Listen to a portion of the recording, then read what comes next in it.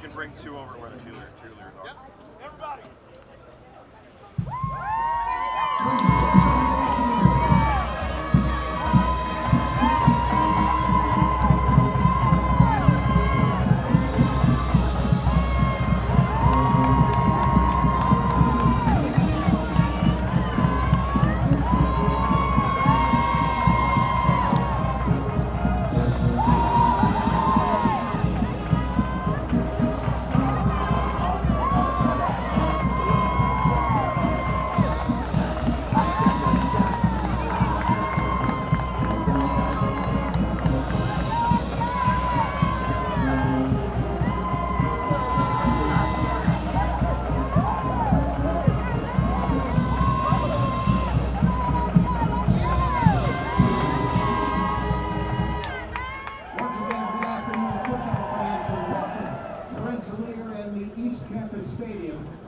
This afternoon's non-league contest between St. John Fisher College and your Rensselaer Engineers. We direct your attention to the north end zone, and now let's meet the starting offense for the RPI Engineers. At left tackle, number 73, Danny Beckerhus. At left guard for the Engineers, number 70, Rick Denbosky. At center, number 51, Thomas Olson. The right guard for RPI, number 79, Garrett Farmer. At right tackle, number 68, Luke Kosher. The tight end, number 48, Kenny Schrader. At wide receiver for the Engineers, number 4, B.J. Palmer. Also the wide receiver, number 20, Riley Conboy.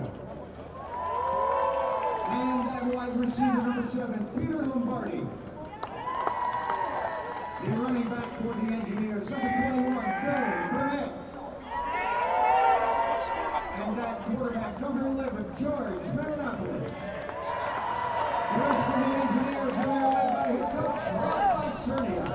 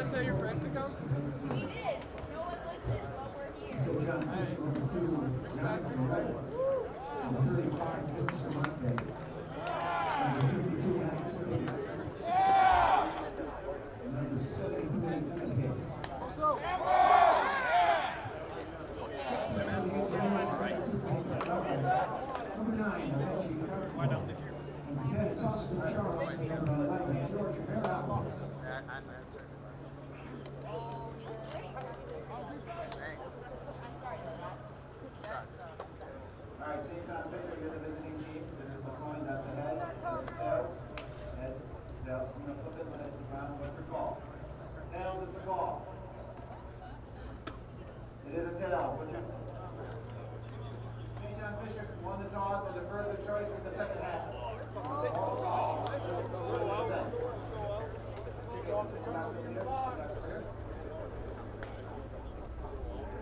RPI will be receiving this end zone. Right, fellow shake hands.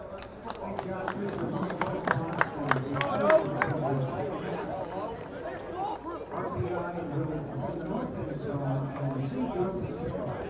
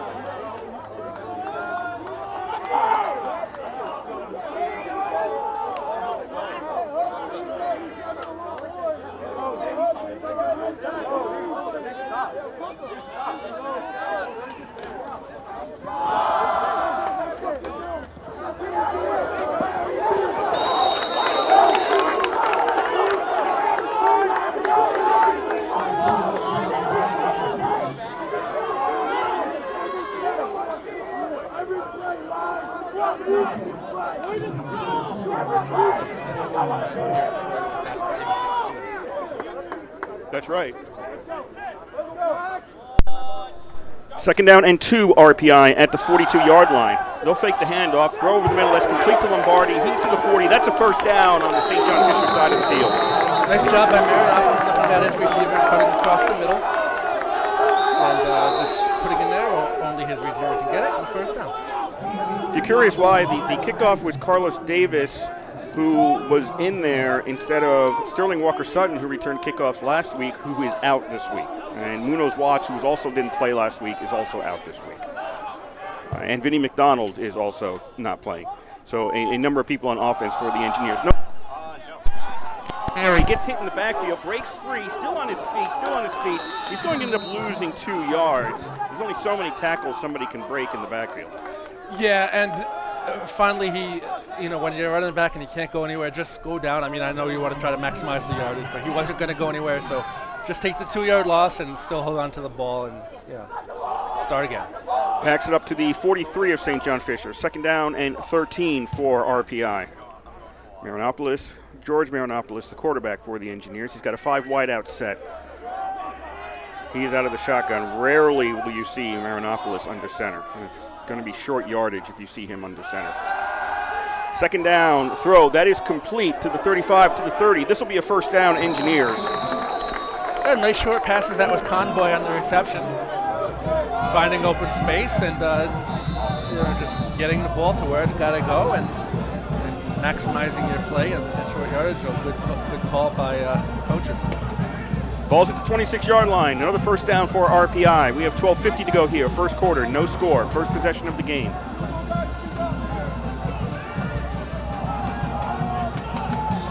Burnett is in the backfield. 2 wideouts each side for the Engineers. RPI is in their home black jerseys with white pants, black helmets, and white numbers. I'm good with this color scheme. And Burnett's going to take the handoff. Doesn't see anything out front. Cuts a little bit to the left, and he'll be stopped at the 25. Only gains 1. Yeah, just, trying to get as much as he can. And you're right about their color scheme. I think the last game you and I did together was at Union when RPI wound up losing 50-something to nothing. And Union had 33-0. 33-0. Sorry, it's been a long time. And Union had the maroon numbers on the garnet jerseys. It was very tough to see. This is nice. Fisher's in an all-white uniform with dark numbers and dark red. I'm not sure the shade of red, maroon, red. I'm not exactly sure what they call it, but it is a red color. Second down and 9. Marinopoulos is going to roll out to the right, looking downfield. Doesn't see anything deep. Goes to the 20-yard line. That's complete to Lombardi, and that's a pickup of 5. He's forced out of bounds almost immediately by Taylor.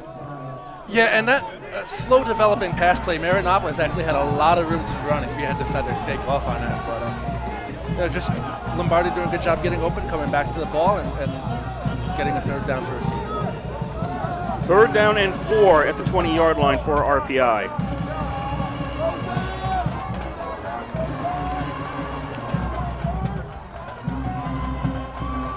It is in the low 70s here in Troy, sunny. Literally, I don't see any clouds.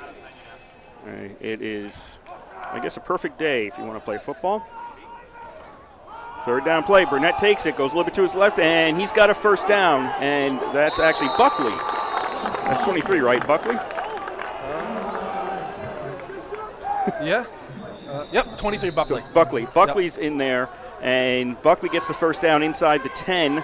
And that was actually a good read of his blockers. His blockers went to the right, and Buckley cut it back to the left at a wide open hole.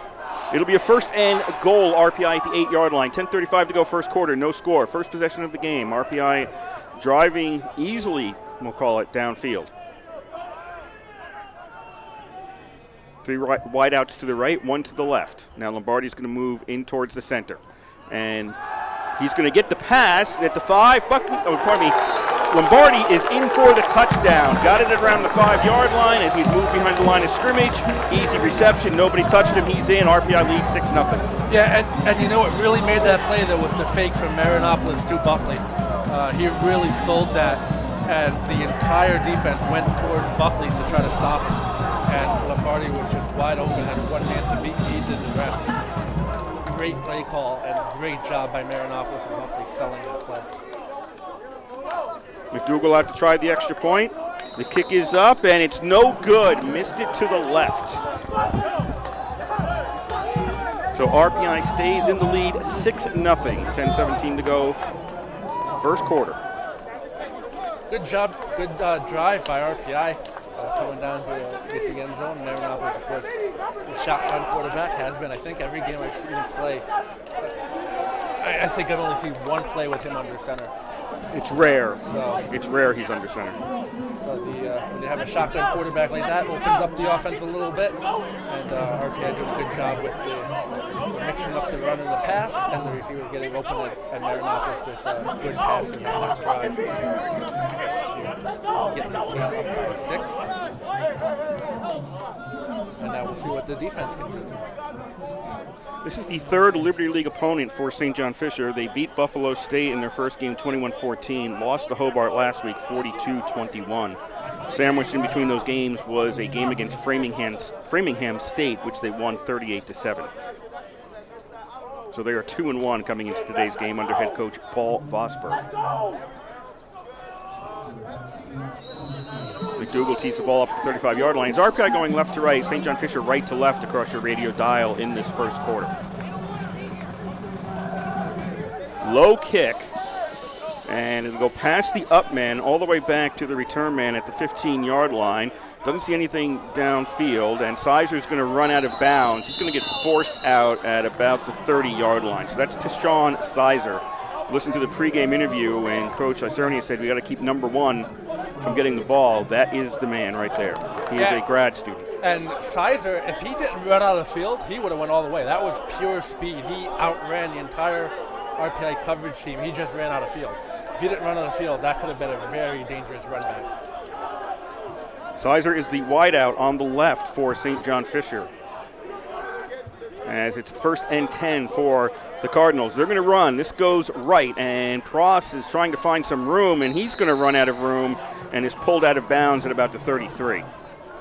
Yeah, he's trying to RPI trying to tackle low and stretching out the field again. So a good job by them. Pross broke a tackle, but he had nowhere to go after.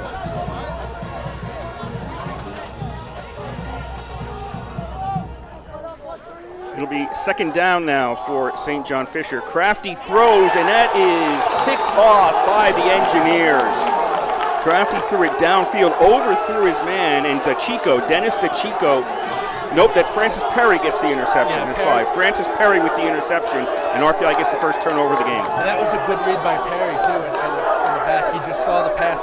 He knew it was overthrown, so instead of trying to do something fancy, he just let the ball fall into his hands. He reached up and grabbed it as soon as the ball came down, didn't try to do anything fancy, so a good read there by Perry and to get the interception. And of course, the ball sort of floated away a little bit for St. John Fisher.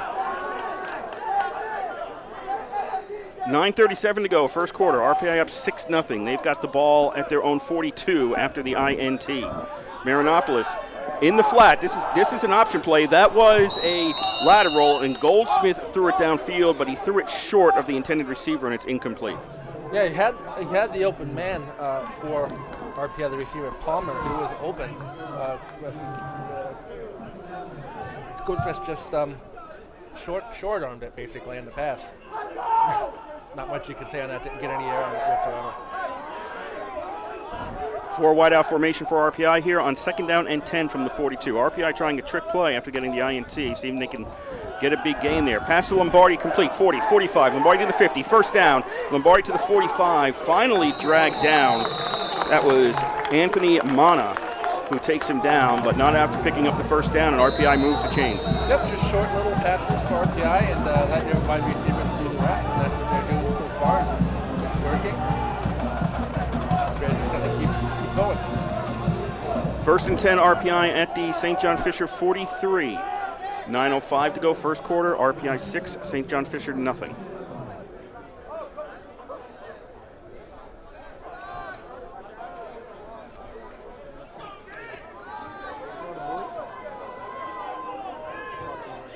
Three receivers to the left. Burnett in the backfield. High snap, brings it down. Burnett goes to the right, runs right into the line, and he's stopped at the line of scrimmage. Oh, good job there by Marinopoulos, just saving that play for the little yardage that he gets. Snap was high. Marinopoulos went up and caught it and brought it down to Burnett and for no gain. That's the best possible outcome that play could have had. Kyle Vashon on the tackle for St. John Fisher.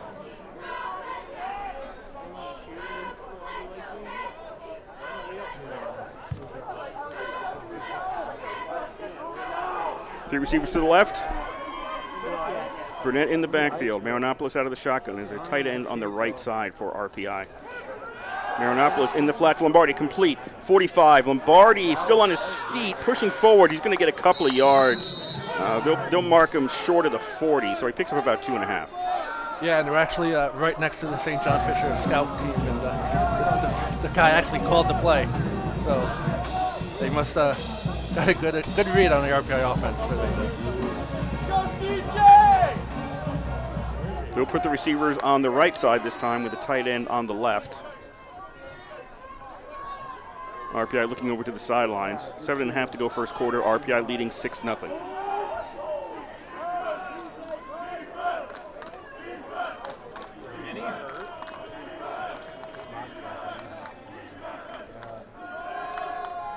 Waiting for the snap, finally. Marinopoulos drops back, and he's going to get sacked. It looked like he was going to dodge that, but just at the end, Kyle Vashon got in there and grabbed him by the foot and knocked him down. Yeah, Vashon came on the blitz, and he got to Marinopoulos, and that's what St. John Fisher has to start doing. That was their first blitz of the game, and it ended up in the sack, and now RPI has to punt.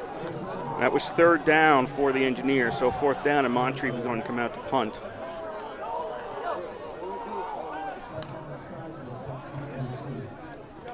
He gets the snap, boots the ball away.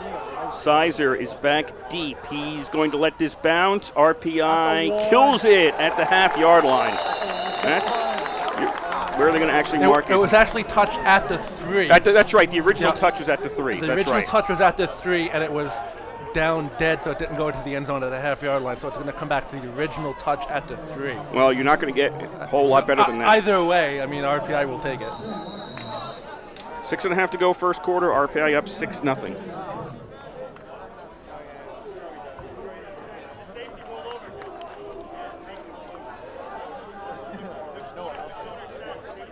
Officially at the 3-yard line for St. John Fisher. And on first down, they're going to try to get some yards here on the ground, and that's going to be stopped at the 6-yard line. Yeah, so slight gain for St. John, brings up 2nd down. St. John Fisher, sorry. Brings up 2nd down for them, and they're just going to try to run this ball out of the shadow of the end zone. So that was Pross on the run for St. John Fisher. The quarterback is Michael Crafty, not listed number 1 on the depth chart. That was Walsh.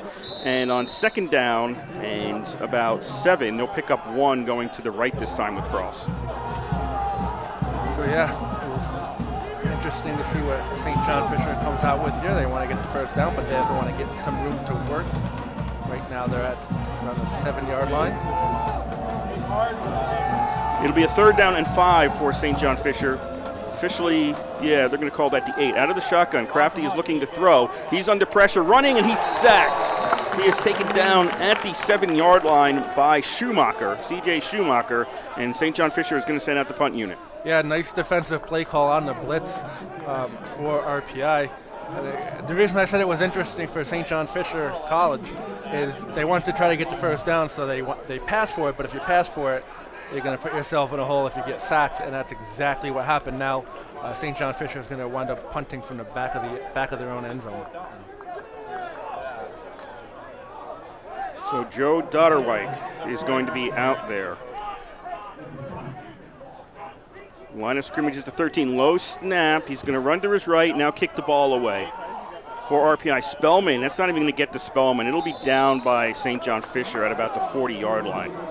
4:42 to go here, first quarter, 6-0, RPI leads. Yeah, Spellman was at the 50 just in case of a good kick. And it was a good kick. It got to the 40-yard line, so a punt of about 40 yards. But still on the St. John Fisher side of the field, so RPS in a great field position to start their drive. Got to make it count. RPI's first 2 games were nail biters. They had to score in the last minute to win. You have an opportunity here to get a 2-score lead. We saw last week a 2-score lead against WPI. They never gave up the lead, and it was over in the middle of the fourth quarter. And Burnett on first down sees nothing up the middle, cuts to the right, flag comes out, looks like it's going to be a holding call, and he would have had the first down, but we think this is going back. Yeah, this is definitely going to be a holding call right on the end. I didn't see the number, but definitely a holding call, and the play is going to come back, so it's going to bring up a 1st and 20 for RPI. Kevin Lynch is the referee for today's game.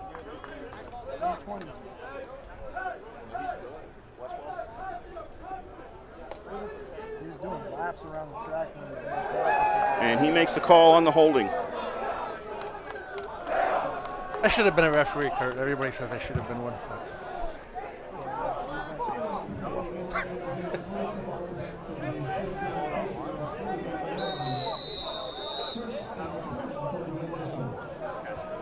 First and 20 for RPI back at the St. John Fisher 49-yard line. Engineers up 6-0.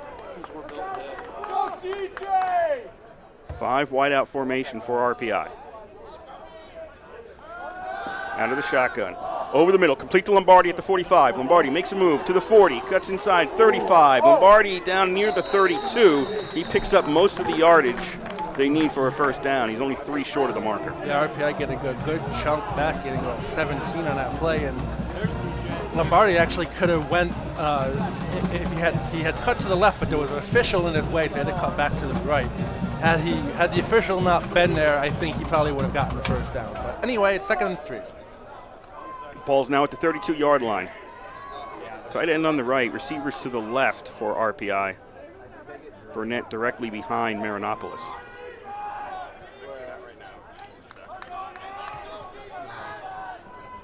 Oh, yeah. Everybody pretty close to the line right now for St. John Fisher. Handoff goes to Burnett. They were expecting a run. It was a run. Burnett is able to make his way to the 30 to make it 3rd and 1. Yeah, Burnett stopped just short, and St. John Fisher crowding the line now, crowding the middle. So they seem to have a read on RPI going up the middle. So now we'll see if RPI can make adjustments. 3rd down and 1. Marinopolis in the flat to Lombardi. Complete. 30. Lombardi's not going to get the first down. He got hit, and he was not able to break that hit. Who was that? Was that Rodriguez? Yeah, so it was on the far side of the field. Yeah. So it's going to be 4th and 1. Yes, that was Rodriguez who got the tackle on that one. RPI offense is staying out here, but what St. John Fisher is doing, they're bringing up their cornerbacks now, leaving the secondary wide open for RPI should they want to do a nice play-action pass over the middle. RPI going 5 wideouts on 4th and 1 from the 30.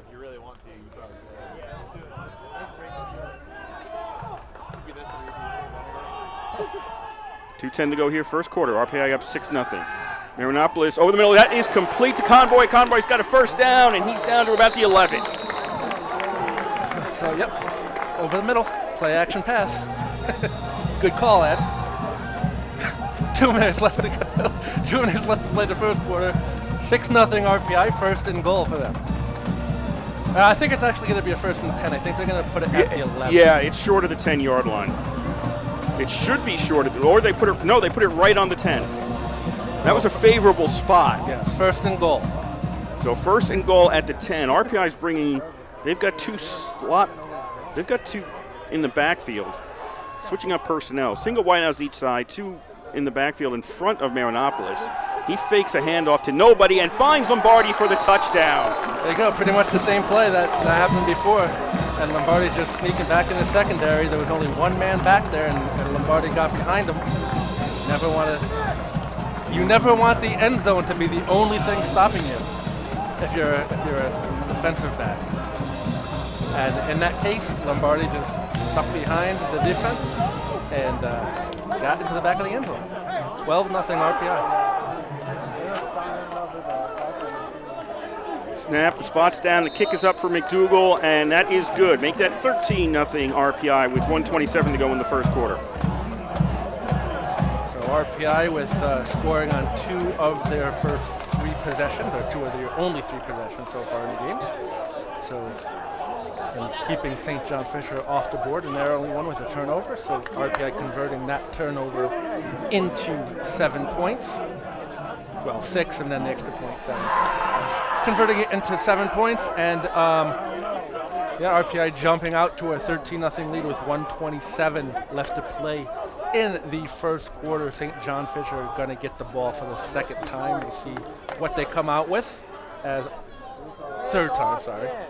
as RPI has dominated the time of possession thus far. I think the second play for St. John Fisher resulted in a turnover, or was it the third play? They've run the second play, I believe, was the turnover, and then they ran 3 plays on their second possession. So 5 offensive plays, no first downs.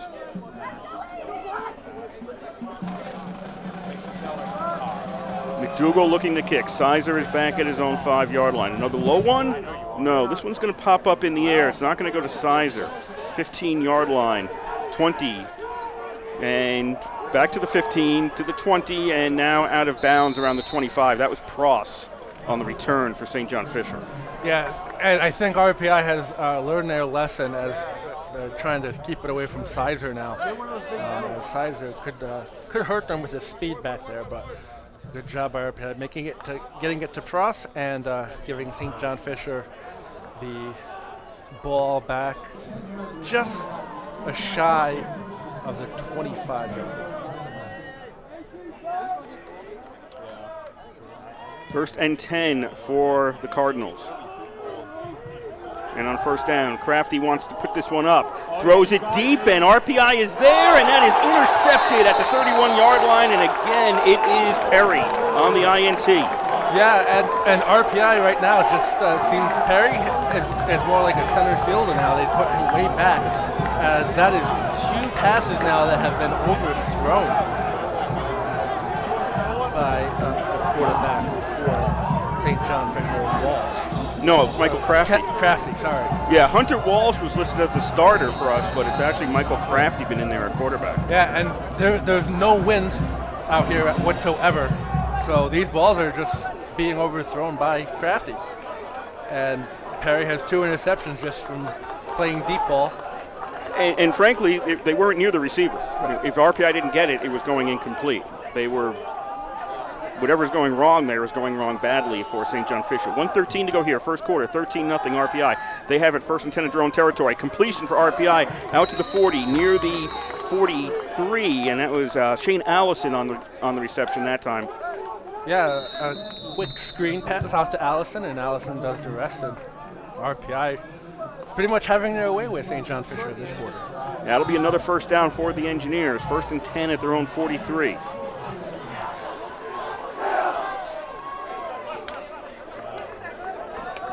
(13-0) RPI leads. Burnett on the carry, goes over to the sideline. He's got another first down as he crosses the Fisher 40 and is down at the 38. That was a nice block by the Engineers lineman. We have an official's timeout for an injured Cardinal on the field. Vince DeMonte for St. John Fisher is injured near the 50-yard line, and there'll be an official timeout. 40 seconds to go here in the first quarter. RPI 13, St. John Fisher nothing.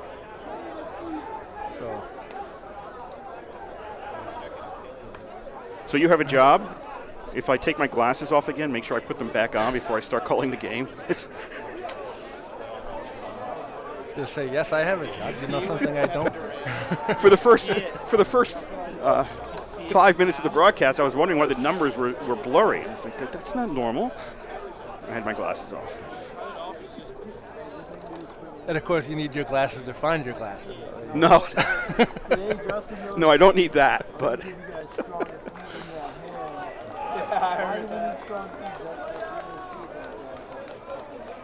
So DeMonte looking to walk off the field in his own power, jogging off the field. That's a great sign for St. John Fisher. Now RPI will start 1st and 10 on the 38. Right? Yeah, 38. 38, sorry. It's okay. 2 weeks ago, I called them down at the 51. Canadian football. Yes, Nice. Toronto won last night, beat Montreal 30-27. All my professional football hopes are riding on Toronto because I'm a Jets fan and there's no hope there. 4 wideouts, 1st and 10 RPI at the Fisher 38, up 13-0. Marinopolis, delayed handoff to Burnett, and he's going to make it to the 35, maybe the 34 they'll call it. I think I made a joke to one of my friends back when there was a high school that duped ESPN into airing their game, and they wound up losing like 58-0. And I said to my friend, I go, I don't know why everybody's up in arms because ESPN airs Jets games. Yes. And that will do it for the first quarter here in Troy. RPI 13, Fisher nothing after 15 minutes. So RPI pretty much comes out, did what they had to do. They 2 touchdowns and a punt on their possessions, and right in the midst of their 4th possession. 2 interceptions that really didn't have to be earned. They were just overthrows by Crafty. And Perry was just there at the right place, right time. He's sort of playing center fielder, and RPI is just really having their way with St. John Fisher right now. So if I'm St. John Fisher, I'm over there saying, hey guys, we got to play our game, and we're 2-1, and we can come in and beat RPI methodically moving down the field and doing a good job blocking, and Marinopolis holding onto the ball with his short passes and finding his receivers, and then the receivers doing the rest. That's just the story of the game right now. 1 penalty in that entire quarter was a hold by RPI. Yeah, we're not even 30 minutes in. Last week's game, if you're curious, against WPI, that was a 2-hour, 8-minute game. I believe I exited WPI at like 5:05 from a 2:30 start. RPI right to left, St. John Fisher left to right across your radio dial here in this second quarter. Engineers up 13-0. 2nd and 6 RPI at the Fisher 34. 5 wide out formation. Marinopolis takes the snap over the middle. That is complete, and this will be another first down as RPI's Ninchi gets it, and he's down to the 24. Yeah, RPI just likes to do these crossing patterns, these 5-yard out or 5 yards in, or whatever the wide side of the field is, or going the opposite way, and just the middle is being left wide open with St. John Fisher only running 2 linebackers. 1st and 10 at the 24 for RPI. Up 13-0. Now Burnett's going to be directly behind Marinopolis. 1 receiver to the left, 2 to the right. Man in the slot to the right. That is Kenny Schrader, who frequently lines up in that position. Marinopolis fakes to Burnett. He's going to throw, looking end zone, and that is complete to Palmer. Another touchdown. Engineers up 19-0. Yeah, credit Marinopolis with these throws too. I mean, he's putting it only where his receiver can get them, and his receivers are doing a good job getting open. That was actually really good coverage by St. John Fisher that time. Palmer just did a good job getting open. A perfect pass by Marinopolis, resulting in the touchdown. So RPI leads now 19-0.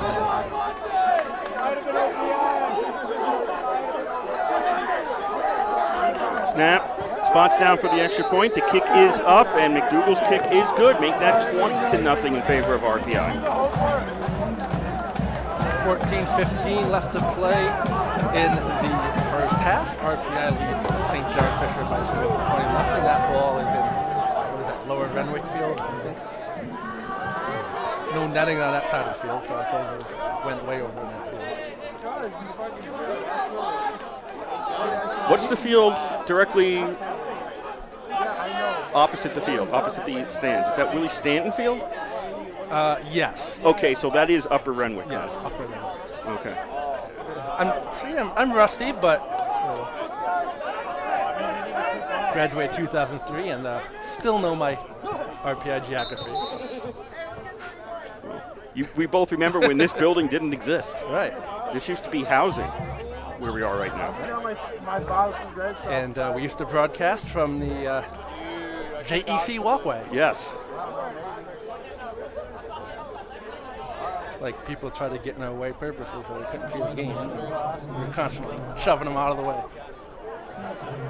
Of course, I was in the Red Hawk costume at the time. So the short-lived chicken. How much abuse did you take? A lot.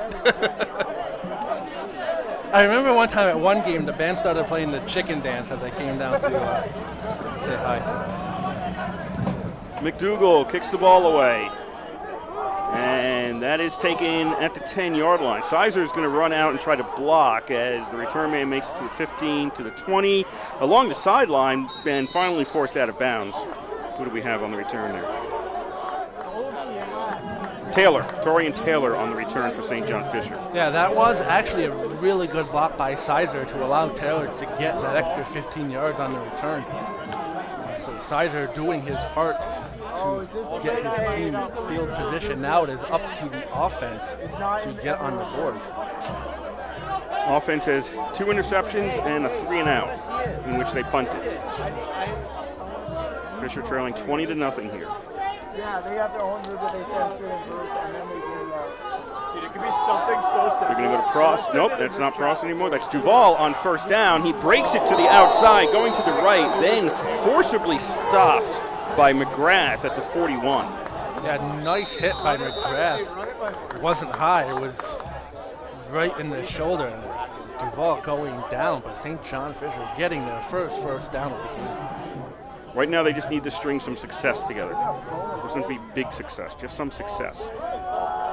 And second down, Duval's going to take it again. 45 to the 50, goes to the outside to the right, got some room. He's running well, and he makes it down to the RPI 40. Yeah, St. John Fisher taking some plays out of Marinopolis' playbook.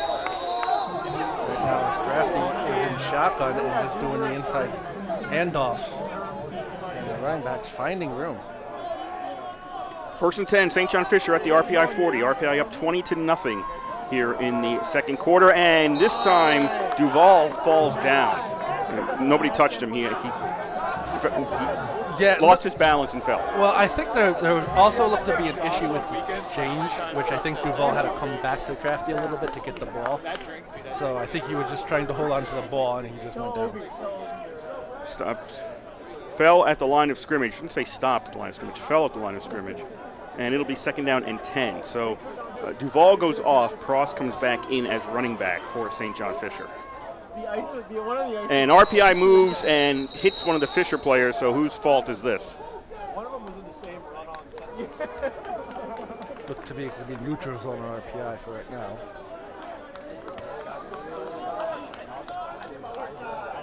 And that's what it'll be, offsides against RPI. It goes into a run cycle, sleep. A number of people for RPI jumped on that play. It wasn't just one. Dude, but listen to all the he says that. So Crafty is out of the shotgun with a 4 wide out formation. Pross in the backfield to his left. Second down and 5 at the 35-yard line. Gives to Pross. Pross goes right. Has room. No, he had room. Tried to string this one out, but then he gets stopped at about the 33. That was McGrath on the stop? Yes. Yeah, McGrath doing a good job shedding his block and coming up and making the tackle, which is a perfect play for the linebacker. third down for St. John Fisher. 3rd and 3 at the 33.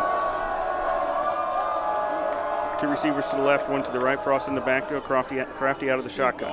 Got to think this is near, you probably go for it on 4th down if they don't make it on 3rd. And the give is to Pross. Pross inside to the left, and he's got the first down. Yes, they're going to give him the 29-yard line, and he's got a first down for St. John Fisher. Yep, so Pross with the handoff and RPI defense making adjustments based on the hard count. It would take one play every time. Game of adjustments down at the line of scrimmage, and that time St. John Fisher won. Fisher keeping it on the ground right now. They have been intercepted twice. They have not gone deep since that second interception. 1st and 10 at the RPI 29 for Fisher. 11:20 to go, first quarter. RPI leads 20-0. And Crafty fakes the handoff, takes it himself, 30, 25, has a blocker, runs out of bounds to 21. So good job by St. John Fisher with the blocks on the line of scrimmage, as it looked to me down there on the block was not Allison. Here's You guys should cut off. O'Day.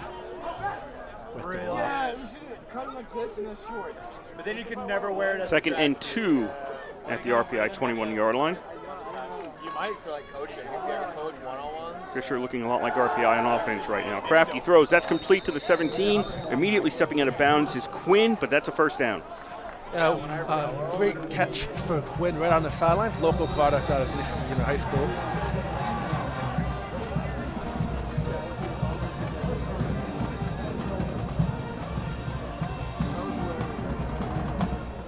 First and 10, St. John Fisher at the RPI 17. 10:25 to go, first half. RPI 20, St. John Fisher nothing. Pross is the running back. 4 wide out formation for Crafty. And he gives to Pross. Pross has room on the left, tries to make a move, goes down to the 12-yard line. Yeah, Pross trying to make a move, but RPI defense wasn't fooled. But St. John Fisher, again, they're methodically moving the ball too against this RPI defense. 2nd and 5. And Fisher not, whoa, fumble! Crafty picks it up. That was a fumble on the exchange with Pross. And Pross turned back and looked. Fisher maintains possession. Crafty picked it up. But Pross goes back with his arms out like, what happened? Well, I think Crafty thought Pross was going to get the ball, and Pross didn't. And I think Crafty just dropped the ball because Pross wasn't there. And, Crafty wound up recovering it. So, 3rd down. 3rd and 5 at the 12.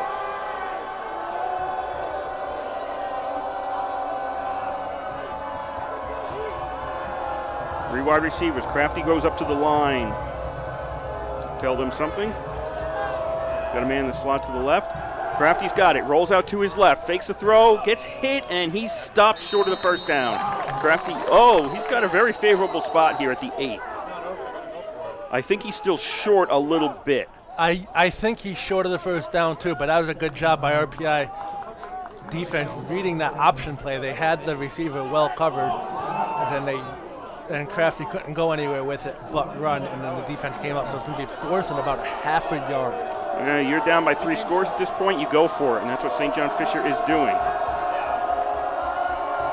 Out of the shotgun, crossing the backfield, 3 wide receivers.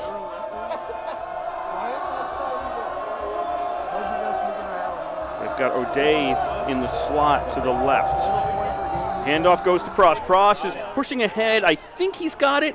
He's right near the marker. They're coming in to spot this one. We don't know yet. My guess is he got it. Initially, I don't think he did.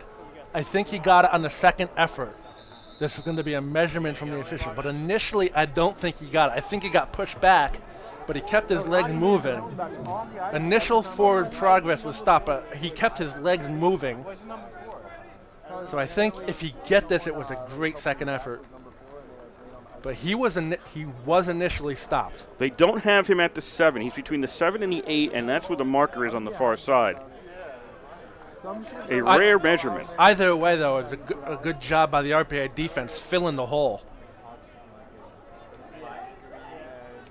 Did he get it? No. Just Missed. Just short. Fisher turns it over on downs. See, this is why you don't eyeball these things from here, because if you'd asked, I thought he had it. Even when the ball was sitting there, I thought he had it. Yeah. From the second effort, looked like he had it. I knew he was stopped on his first one because he got pushed back a little bit. But maybe he got pushed just enough back that his second effort wound up just short. So, really good job by the RPI defense filling the hole. But let's credit Profs too, even making something of that, even to be close to getting. So Fisher turns it over on downs at the RPI 7-yard line. They'll call it the 8. 8:14 to go here in the first half. RPI up 20-0. Engineers with the ball. Buckley gets the carry, goes to the right, finds some room to the 15, to the 20. Buckley's out to the 20, call it the 24, 25-yard line, and that's a first down for RPI. Again, nice blocking by the Engineers, giving them some room to work their offense. Quick snap, and Buckley gets the carry again, goes to the right again, and he's stopped at the 30-yard line. RPI going no huddle.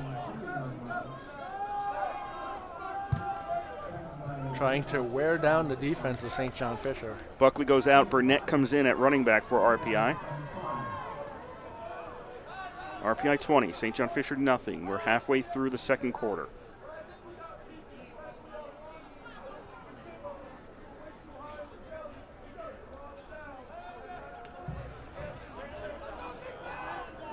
Second and 5 at the 30-yard line for the Engineers. Two receivers to the left, tight end on the right for RPI. And Burnett's going to take the carry, and he's got a first down up the middle, and he's out to the 39. Yeah, Burnett with the cutback, just finding enough space to get himself free and resulting in the first down. 7 minutes left to go in the first half. RPI leads this one by 3 scores, 20-0.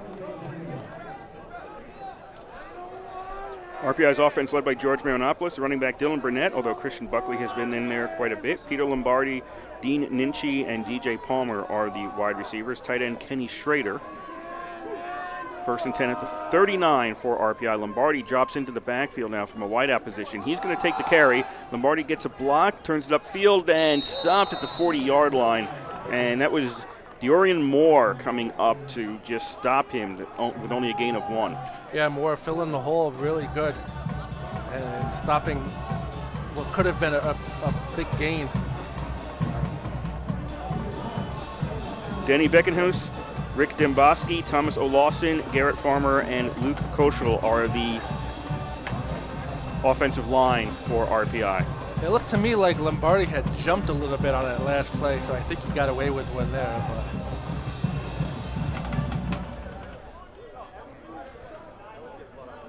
second down and 9 RPI at the St. John Fisher 40. Marinopoulos throws. Lombardi's got it, and he's to the 50, and he's got a first down, and he's going to be swarmed under on the Fisher side of the 50-yard line, but it's another first down for RPI. Yeah, nice stop and go move after the catch by Lombardi, getting himself free just to get the extra yardage for the first down as RPI crosses midfield.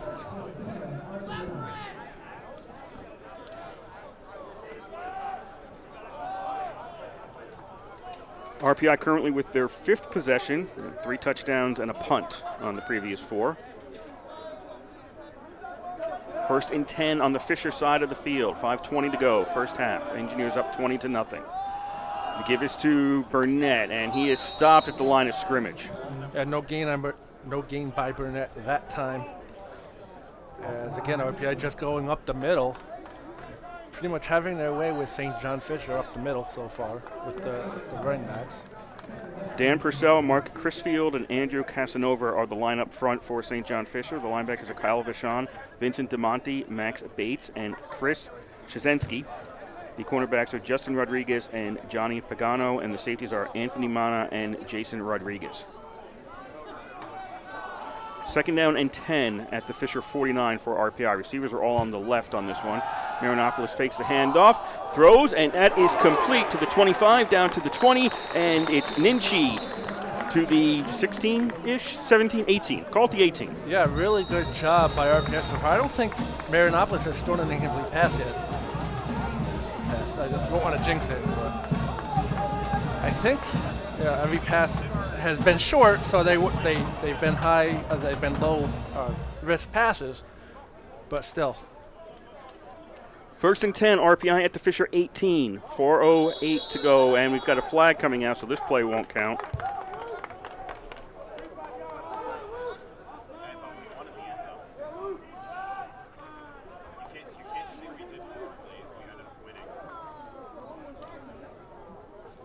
What do we have out there? It's either offside, it's defense. So they did call it neutral zone. I thought he had gotten back, and RPI moved and stood up out of the stance. But they said he came across the line and baited Cassiel to move. That'll make it a 1st and 5 for RPI. Ball's now down at the 13-yard line. RPI up 20-0, trying to make this a 4-score game before the half. 3:45 to go until the half. Give us to Burnett, back and forth, inside the 10, and he picks up almost 5. He's a little bit short of the first down. Yeah, Burnett breaking tackles, making something out of nothing. That play was stopped dead to rights at the line of scrimmage. But Burnett working hard, getting yardage, and now it's 2nd down.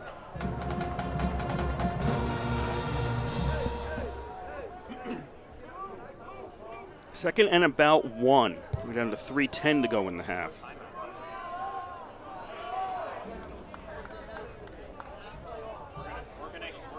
Marianopolis has 3 wideouts on the left. Burnett is his running back. Doesn't give it to Burnett. Throws. That is complete. Caught by Goldsmith, and it's a TD. RPI up 26-0. Yeah, again, Goldsmith, little high pass by Marianopolis, but Goldsmith going up to haul that one in the middle of the end zone. Again, though, there wasn't a defensive back around him when he caught that ball. So RPI leads 26-0 over St. John Fisher. 2:55 left to play in the first half.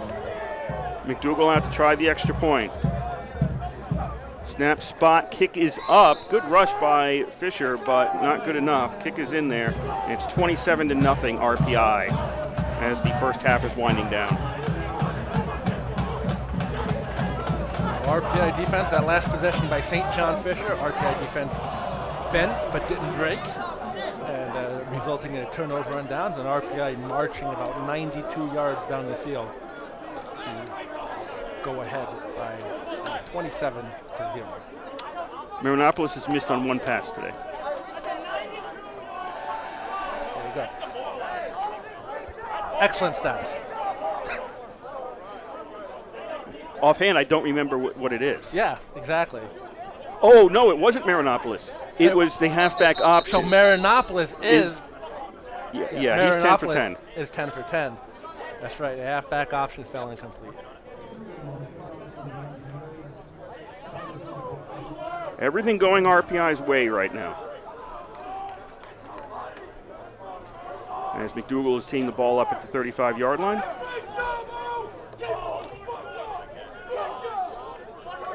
Can't give you out-of-town scores. Every other game starts not yet.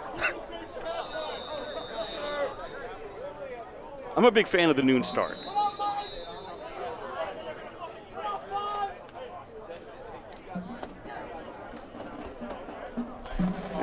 They blew the whistle. Coach Izerni is having a discussion with one of the officials. Nothing changed on the field. McDougal boots it. And this is taken by Taylor. Taylor's to the 10, to the 15, Taylor to the 20, and he's going to get swarmed under there. Again, Sizer, the deeper man, came up to apply a block. Unfortunately, he's one man, and there were about 4 engineers. Good gang tackling, though, by RPI to really minimize the return yardage. But Taylor and Sizer, they give me the feeling they're two deep men that can break one if given the chance. But RPI not giving them the opportunity, so good job by them. St. John Fisher starts out at their own 22. First down. And Pross is going to take it. Didn't see anything straight ahead. Goes over to the right, and he's going to get stopped at about the 27. Yeah, nice effort by Pross. As you said, stopped dead at the line of scrimmage, and then his own work gave him 5 yards.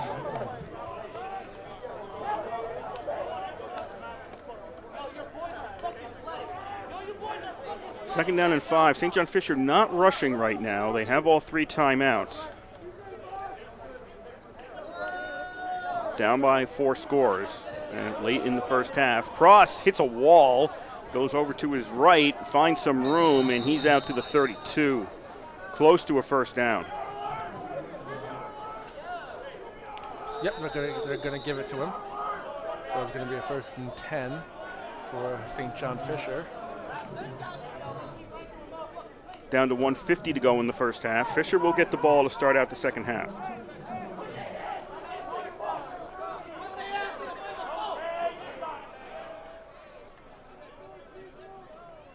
First and 10. 2 receivers to the left, 1 to the right. Slot man on the left. Crafty throws towards the sideline, and that's off Sizer's hand, and it's incomplete. Yeah, and even that one got away from him, too. That one was a little high. But fortunately this time, ran out of field, and there was no engineer to catch the ball.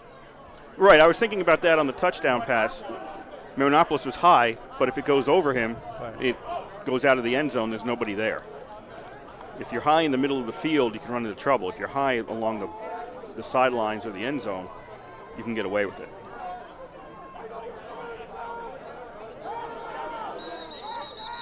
You get a whistle. It's 1:32 left to go in the half, and did somebody call a timeout? Yep. No. Oh, the box had 3rd down. Oh, okay. Incorrect down. Yep. Okay. Yep. Wasn't there a game recently where they got the downs wrong? Tom Brady got it down wrong once. I was thinking just recently in a college game, and they made a mistake. Pross gets the carry, goes to the right, doesn't see anything, starts to cut to the left, and he goes upfield, and Pross is down to the 38.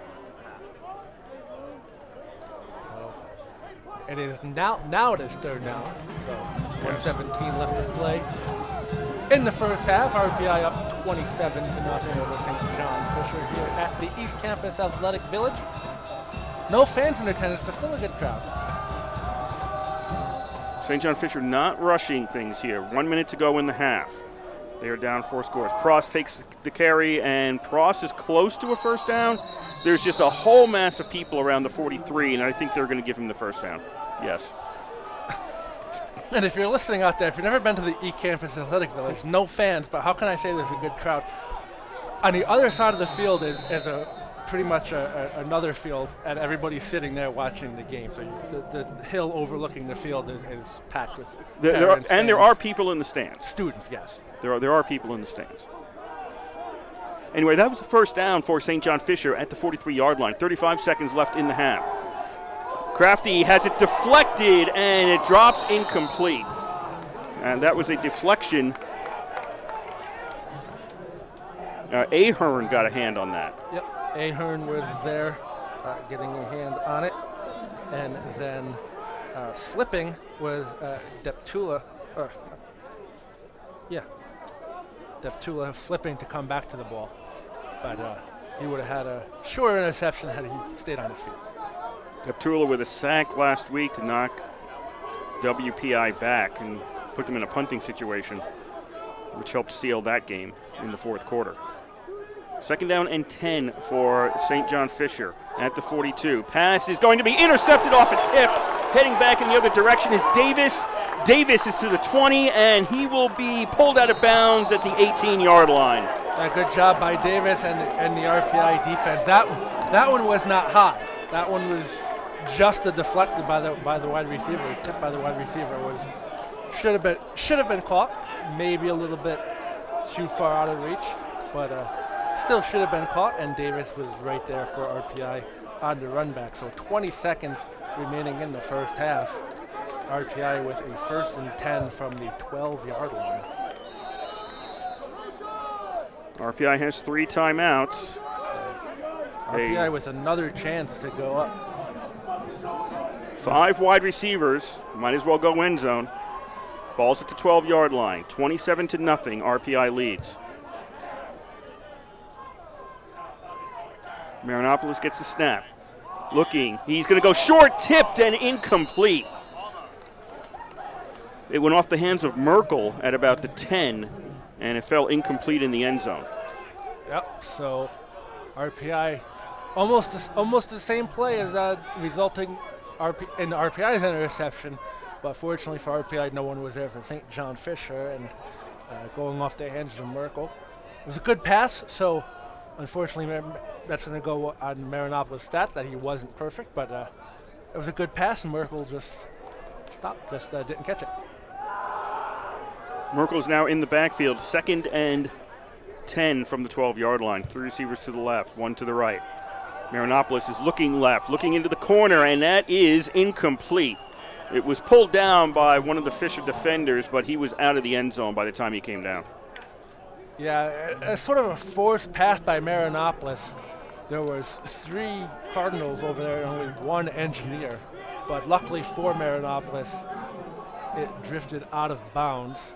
Rodriguez caught the ball, but he came down out of bounds. Yes.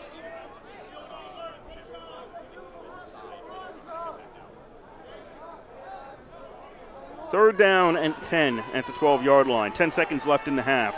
RPI up 27-0. 5 wide receivers for Marinopoulos. Pass complete to Merkel at the 32, and he's going to fall down at the 2, and then we've got a flag afterwards. Okay, so there's 3 seconds left. I think this is going to be a shot to the head. Yes, I'm thinking that as well, but it doesn't really get you much. It's 3 seconds, that's the problem. Even if it's half the distance, it's still, you only get 1 play. You kick a field goal, in my opinion, here. Yeah. Oh, absolutely. Of course, this might be going against RPI. I don't see why not. I don't see why. Merkel was slipping as he went into the end zone, took a shot to the head. Well, the umpire had turned like he was going to walk to our right, which would be against RPI. Now he's turned the other way. Now the officials are talking it over. So maybe they're debating if it was intentional or not. I don't think it was, because Merkel was slipping down.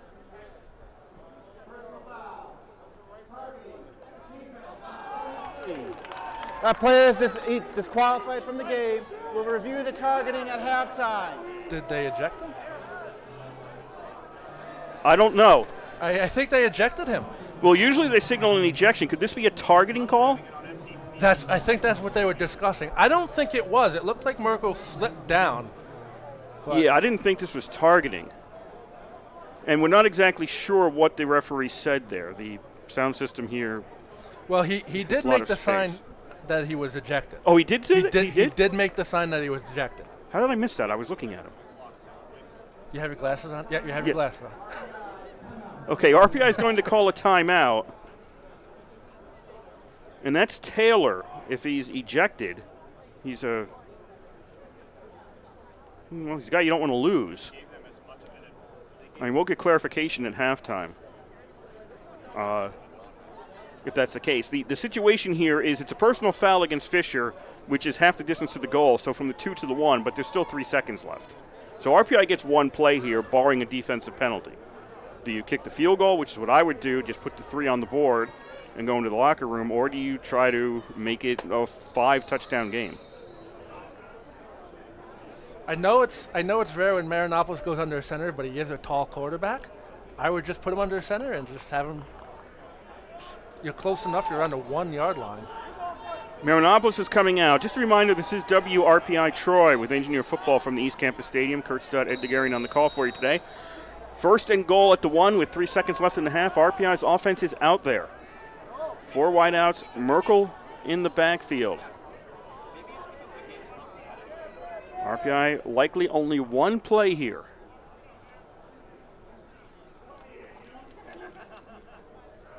And now Lombardi will go in motion. Moves back to the right.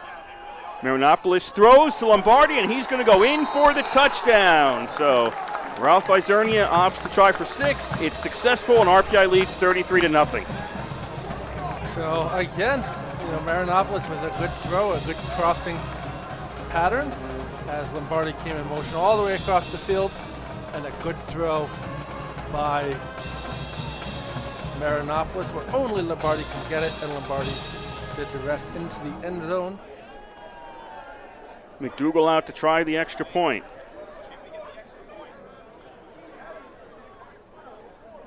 Snap, spots down, the kick is up, and the kick is good. So they'll go into the locker room, RPI up 34-0.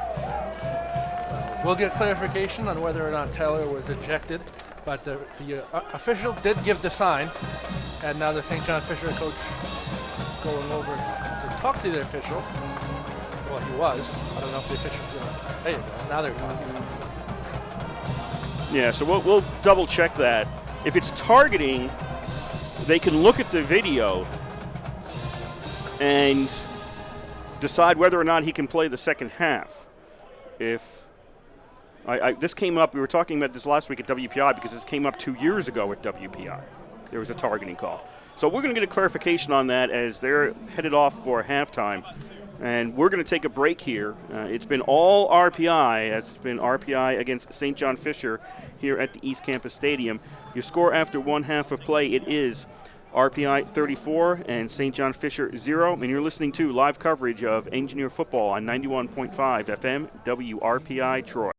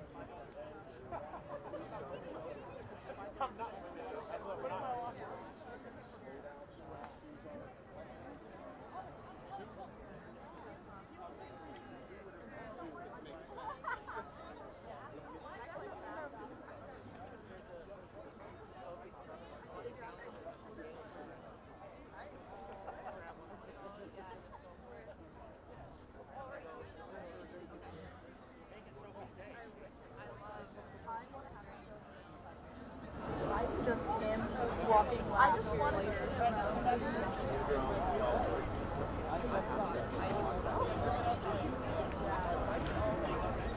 RPI Comeback will perform the next play on the line.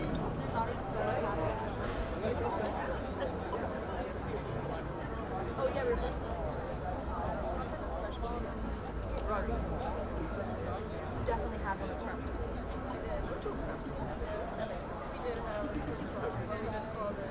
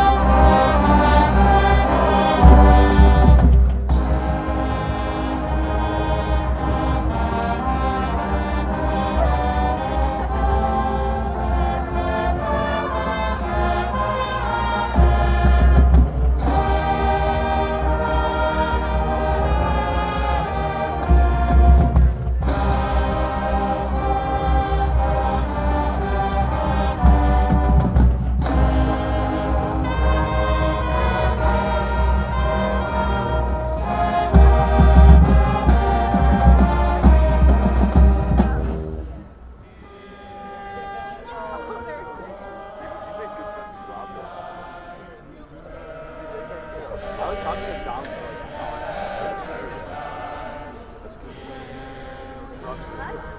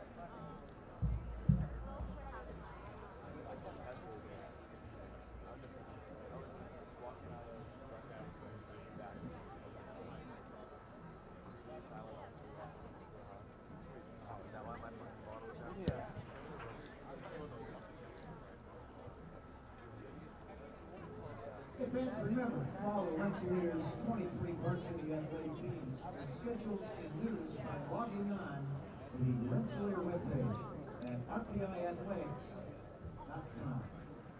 And for more information about men's and women's Division I hockey, contact Houston Fieldhouse at 518-276-6262 or box office at rpi.edu.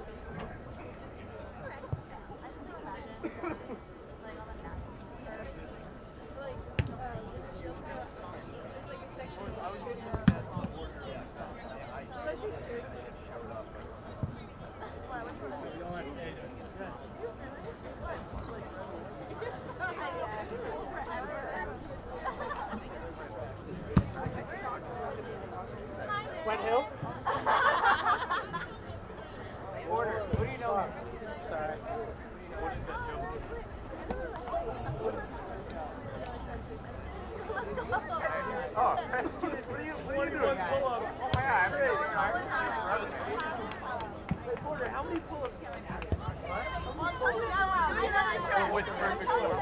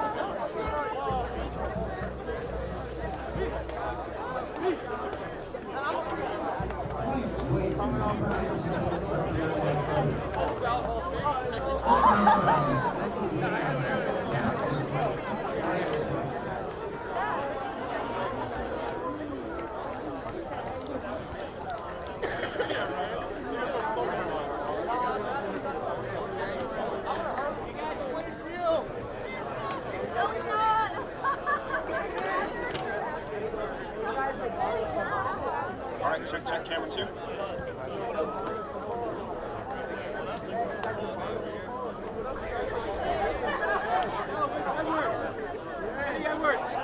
Check camera 2.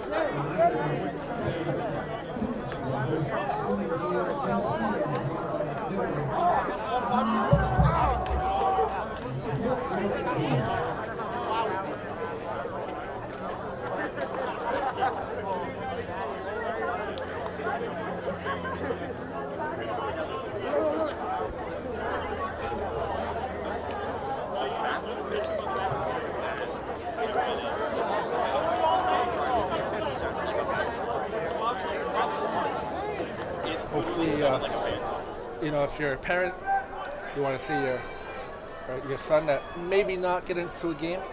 You want to see him play a good portion of this half here, and give people, as a coach, you want to see kids get game time experience. Can only help you in the future. So St. John Fisher will start off with the ball in the second half, as they had the first half and kicked to RPI. So now RPI will kick to St. John Fisher to start the second half.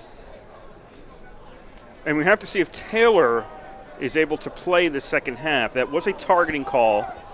He was ejected, but the coaches wanted a review at halftime.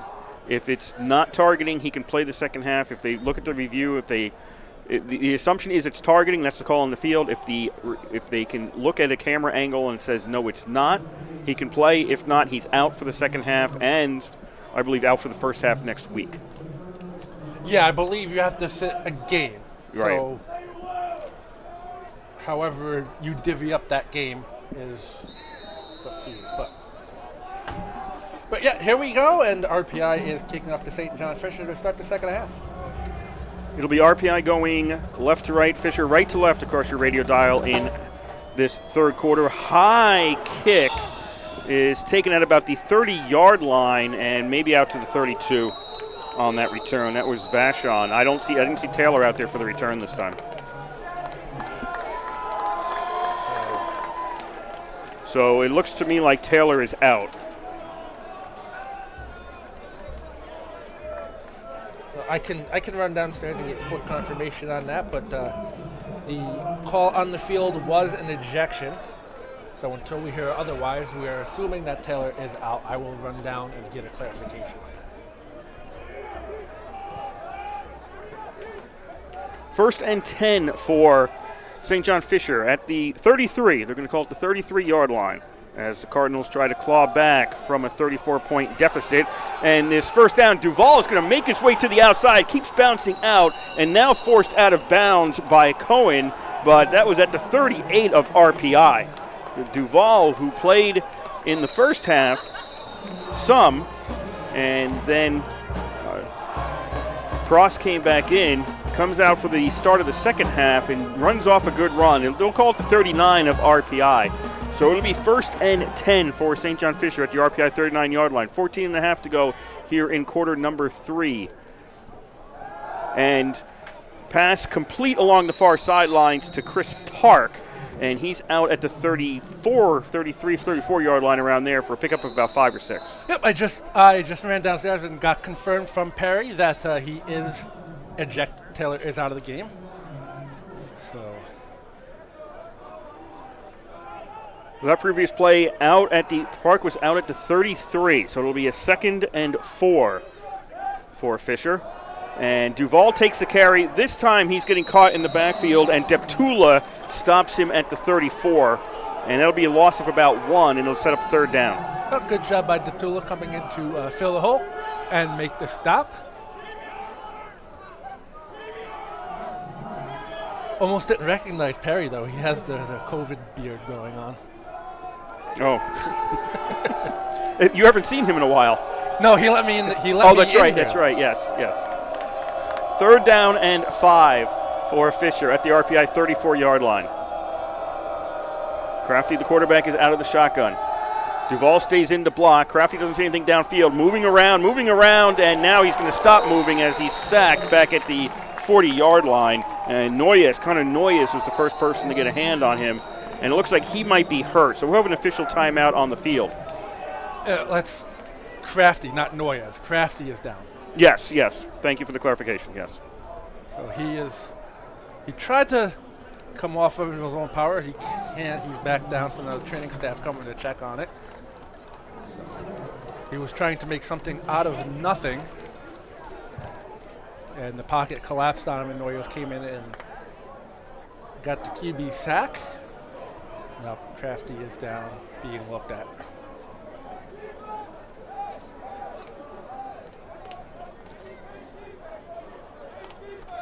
$13-12 to go here, 3rd quarter. RPI 34, St. John Fisher 0. So the Fisher offense, I should give that to you.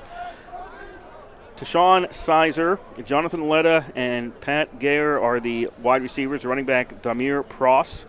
The quarterback Michael Crafty. Tight end is Shane O'Day. And the line up front, Joe Martinucci, Damian Zawatsky, Tyler Andrews, Emmett Hayes, and Joe Howard. Well, we'll see if Walsh comes out for a quarterback now, because Kevin was up here in the beginning of the game. Kevin Beatty, the sports information director, gave me the scratches for RPI. Didn't give me the scratches for St. John Fisher. And Crafty listed as the number 2 quarterback on the depth chart. So maybe Walsh is a injured scratch, healthy scratch. I don't know. We'll see if he comes out to play quarterback. Joe Dodderwijk out to punt for St. John Fisher. So things started out well for Fisher. Got into RPI territory, but then it kind of stalled at the 42. And if I'm RPI, I'm thinking fake here. Nope, they're going to snap it back, and that's going to be a boot away. And Spellman is going to let that one go into the end zone. Touchback will bring the ball out to the 20-yard line. 12:56 to go here, 3rd quarter. RPI 34, St. John Fisher nothing. Yep, and if I'm RPI, I'm just coming in to, if I'm George Marinopoulos, I'm just thinking get the ball off to my running backs and let them do the work. Keep the ball in our hands. Keep the ball on the ground. Just have a safe second half. Conservative second half, run the clock. Stay on the field. So Merkel will be out at running back for RPI. Burnett started. Buckley's been in there as well. Now Merkel is in there. Munoz Watts, who has normally been the starter, injured and out for the second week in a row. First down RPI. Merkel takes the carry. 21, 22, reaches out to the 23. It's kind of a dangerous thing to do there, just reaching the ball out, but he ends up on the ground, and RPI maintains possession. Yep. So exactly like we said we were going to get into play and expect the same thing.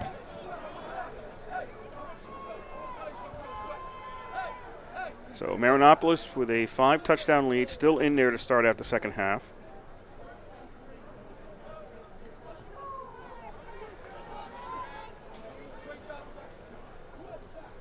Fisher looks like they're thinking run, as RPI has 3 receivers on the short side of the field. Merkel takes the ball, tries to run to the left, doesn't see anything, goes to the right, now he's got room, 25-30, 35-40, along the sideline to the 50, and he broke past all the defenders. He's down to the 30, to the 20, and now he'll kick caught from behind inside the 10-yard line. Just didn't have enough speed. No, Merkel was a good run, and not having enough speed. When you're up 34-0, you really don't have to have enough speed. You just want to keep the ball in bounds at that point. Yes, you personally want to get a touchdown, but that's okay if you don't at this point. But a really good block by George Marinopolis too, which sprang Merkel actually. So Merkel is going to go to the sideline. Burnett comes in as it's first and goal. RPI at the 8. Engineers up 34-0. Burnett takes the carry, weaves his way through to the 5, down to about the 4, and he stopped there. And now we get a flag afterwards. Not sure what this was. I did see Vachon getting pushed away by one of his teammates, but I don't know if he was the instigator or the victim in this circumstance. No, I think Vachon is. I'm just watching the replay on RPI TV. Looked like Vachon was the instigator, actually.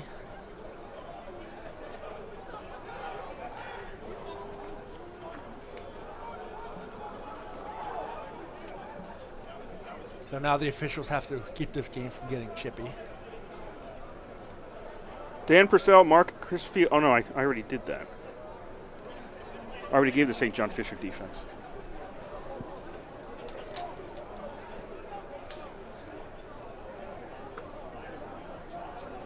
Kevin Lynch now to give us the call.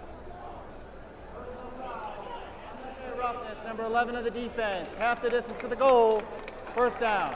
All right, so Vachon is the guilty party there, so it's half the distance and an automatic first down for RPI. File that one under making things worse for yourself. Keep in mind, too, that Taylor's already ejected. They don't want to lose any more players for next week.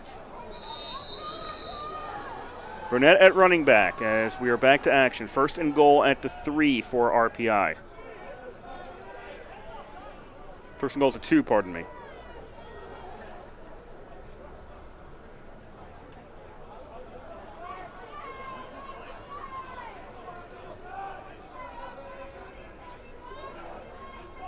Nelson goes in motion. Hand off to Burnett. Burnett has plenty of room, goes in untouched. RPI up 40-0. Yep, good blocking there by the Engineer offensive line. Burnett trying to cut the hole, find his way, and RPI with a 40-0 lead over St. John Fisher. 11 minutes left to play in the third quarter. McDougal out to try the extra point. Snap. He gets the spot down. That on the hold there. That is Moncrief on the hold. That was a high snap. He got the spot down. The kick's up and good. And RPI leads 41-0. Yeah, really good job by Moncrief getting that ball down for the kick. Now you have to start asking yourself, next series, is Marinopolis coming out for the next series?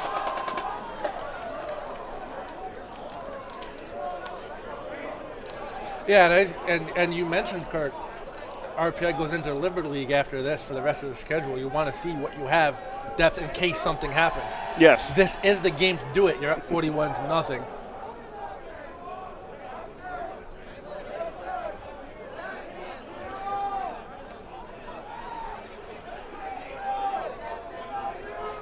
Union leads Utica 14-3 in the first. That's the only other Liberty League team in action at this moment.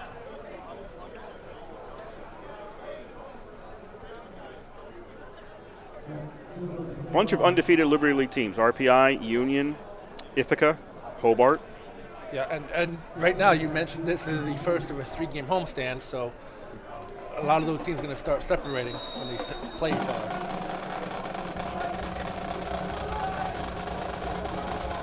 McDougal to kick it. Low kick. Sizer comes up, takes it at the 10-yard line. Runs across the field along the 12-yard line, back to the 10. Now he's going to get caught, and good kick coverage by RPI. Flag on the play over on the other side of the field. I believe this is going to be a block in the back. Didn't look like to me it was.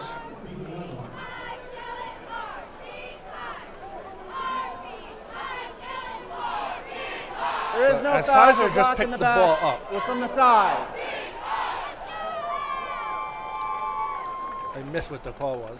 Yes, at WPI last week, the PA announcer, or the microphone for the official and the PA announcer were quite prominent. Well, they must have waved the flag off Yeah, because it that's looks where like it. Sizer was down. So Yeah. he must have just said there's no flag on the play. So either accidentally thrown or fell out of his pocket. 1st and 10 for Fisher at the 14-yard line. Changing quarterback for St. John Fisher, and the pass is completed out to about the 18-yard line. Okay, so the completion was by Duval, and the quarterback, is that now Torillo? Yes. Now we get another injured Cardinal on the field. So that's 9. Joseph Torillo is now in at QB.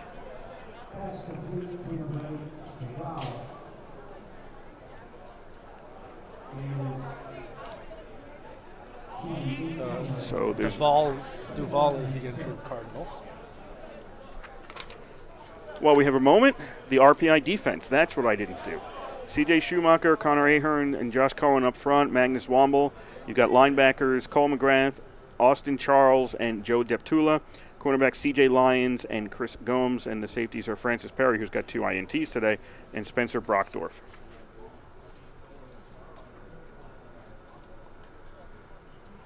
So we have 10:41 to go here in the third quarter. RPI 41, St. John Fisher nothing, and an injured Cardinal on the field.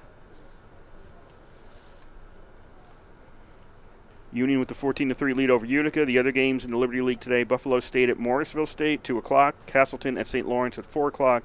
And Keystone at Hobart. That is a 6 o'clock start.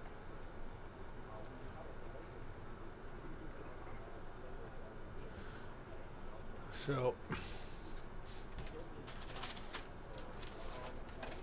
And as we're following sports here at RPI, the men's hockey team, I believe it's next Saturday at 4 o'clock at Union for a scrimmage. Yep. So stay tuned for that one and news coming out to see what's going on with hockey. There will be a season, we know that.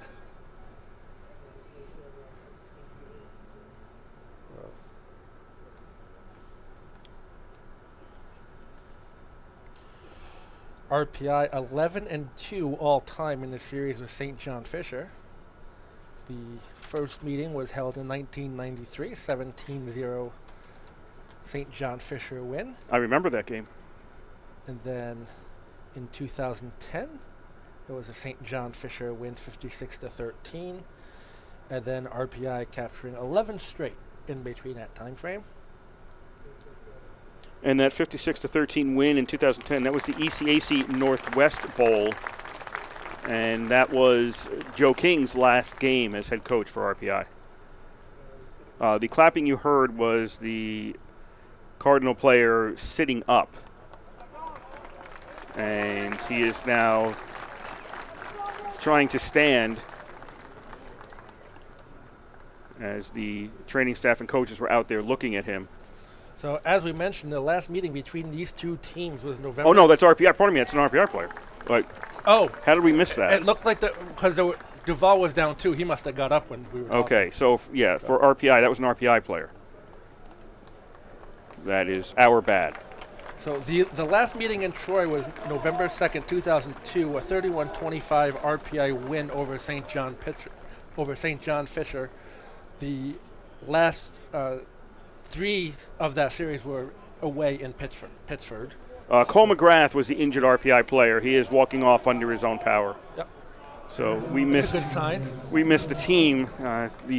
There were people standing around him, and both sides have kind of dark colors at times. So we missed that. And Duval must have got up and walked under his own power, and McGrath stayed down. Okay, so back to the situation here. 10:35 to go third quarter. RPI 41, Fisher nothing. Second down and 6. And there's Duval out there running along the line of scrimmage, just a little bit ahead of it now, and he's going to run out of bounds at about the 17. Yeah, I mean, St. John Fisher, you're down 41-0. It doesn't really matter at this point, but you'd think they'd want to start trying to move the ball to prove they can. Well, now they've got Torillo in at QB. So he wasn't even on the 2 deep coming into today's action.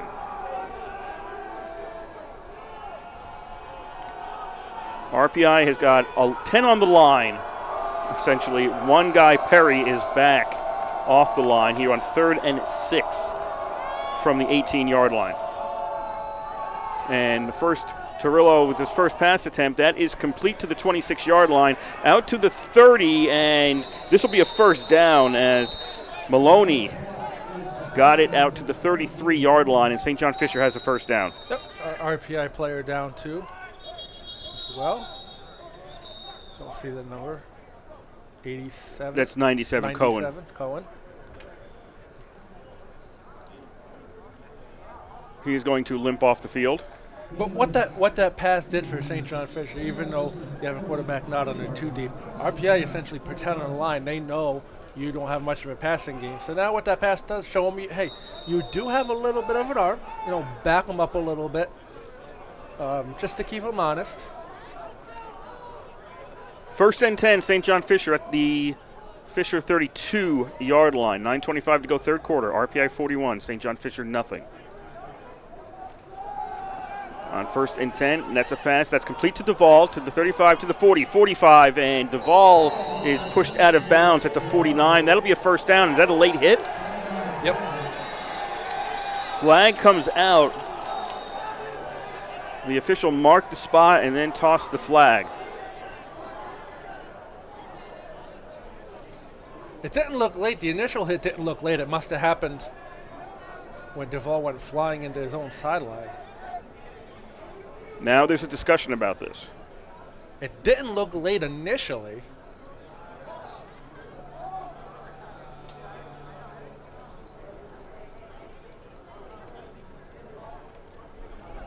Personal foul. Targeting with the crown of the helmet. Number 6 defense. That's targeting. 15-yard penalty. Added to the end of the run. Player number 6 is disqualified. He's ejected. Okay, so we've got another targeting call, this time against RPI. So what was the number? I think they said 65.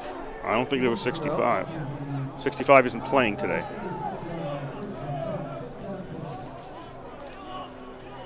So targeting call against RPI moves the ball down to the RPI 36-yard line. St. John Fisher has it there 1st and 10.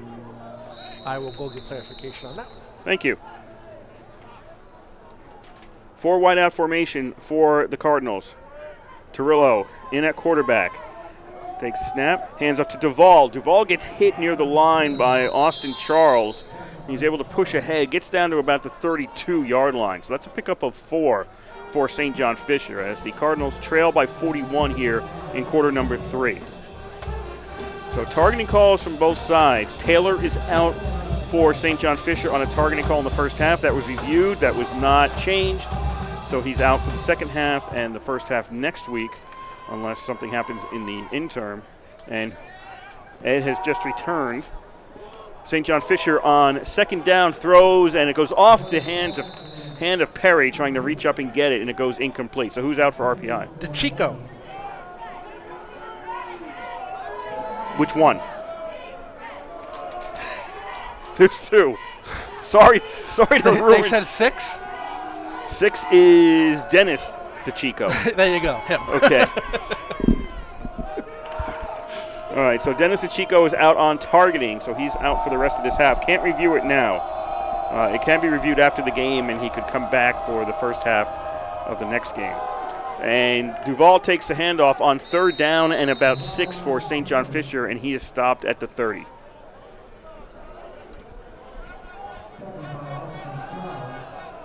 So St. John Fisher trying to put something together here, down to the 29 actually, after that play. So St. John Fisher trying to put something together to get some points on the board. They're going to go for it on 4th and 3 at the RPI 29-yard line. Under 8 to go here in the 3rd quarter. RPI with a 41-point lead.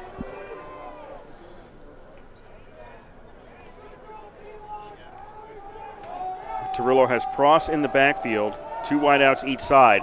He's going to toss this one up too far, and that's incomplete. Looking for Jonathan Letta near the goal line, and Letta was about 10 yards away from that pass. So Fisher turns it over on downs with 7:41 to go here in the 3rd quarter. That's the right idea, though. I mean, Letta did have a step or two on the defense. It was just way overthrown ball. But that's the right idea if you're St. John Fisher, if you want to at least try to score.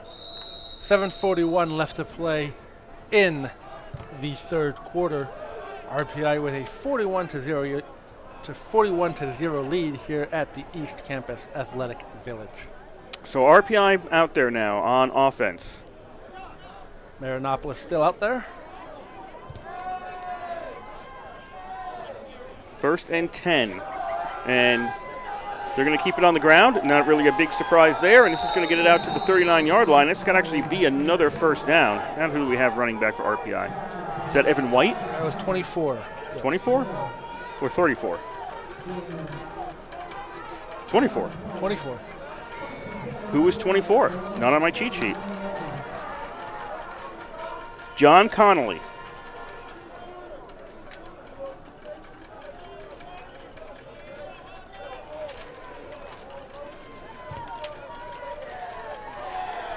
Connolly's run gets RPI a 1st down at the RPI 39-yard line. Allison goes in motion. Marinopolis has 2 wideouts. RPI on the ground, and that'll get out to the 44-yard line with Connolly, and he's going to get pushed back afterwards. So that's a pickup of about 5. Yep, Connolly up the middle. No surprise, RPI just going runs up the middle. Connolly getting a chance to play running back. Marinopolis still in the game, so we're going to keep an eye on him to see when he comes out. I got to think this is the last series he's out there.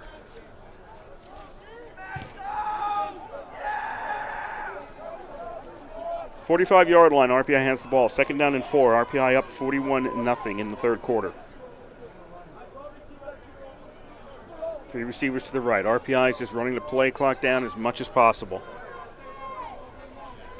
Connolly takes the ball in the flat, and little move to the 45, to the 47, and he stopped there on 2nd down. 2 yards short of a 1st down. Yep, Connolly getting a chance to see what he can do, so he can catch a swing pass. And this could be about 3rd down, about 2 yards for RPI before a 1st down.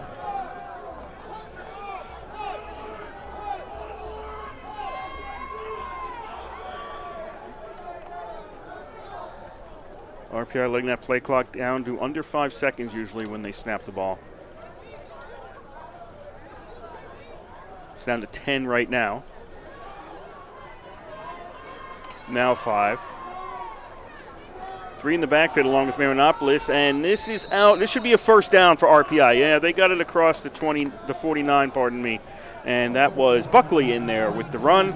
And RPI is going to move the chains and maintain possession. 5:20 to go, 3rd quarter. RPI 41, St. John Fisher nothing.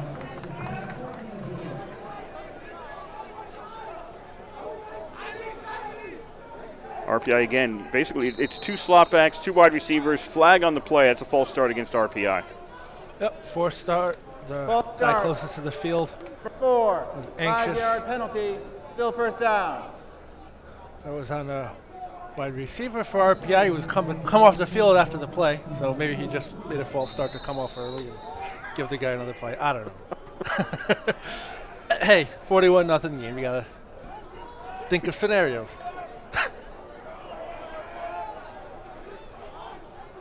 First and 15 now for RPI, back at their own 44. 44. They'll switch up the formation, put 3 receivers on the right, and that's where they're going to run this ball. And Burnett Nope, that's Buckley, pardon me. Buckley is pulled out of bounds at the 45 of St. John Fisher.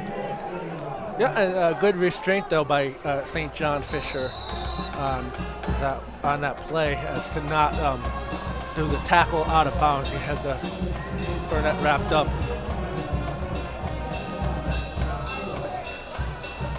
Same play, 3 receivers on the short side as RPI's on the right hash mark. Buckley in the backfield. In fact, there's a tight end on that side as well. Everybody's on that side. Marinopoulos pump fakes to his right, now throws it away.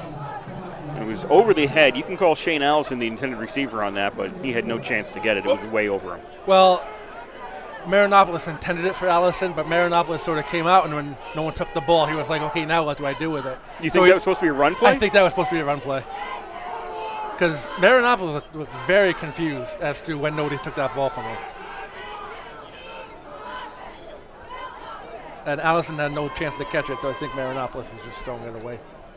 3rd down and 4 for RPI at the Fisher 45-yard line. 5 wide out formation.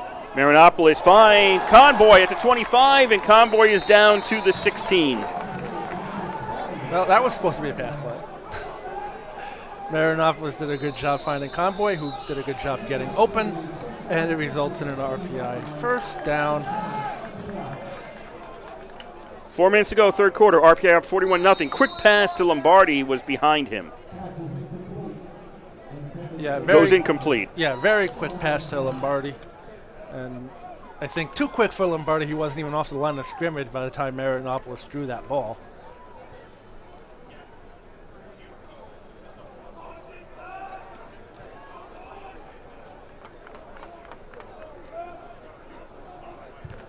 Five receivers for Marinopoulos on 2nd and 10 at the Fisher 16-yard line. Now Lombardi goes in motion. He takes the handoff, tries to cut it upfield at the 15, breaks a tackle. Lombardi gets to maybe the 10. The 11-yard line. Call it the 11. Lombardi on the motion. Gets the ball.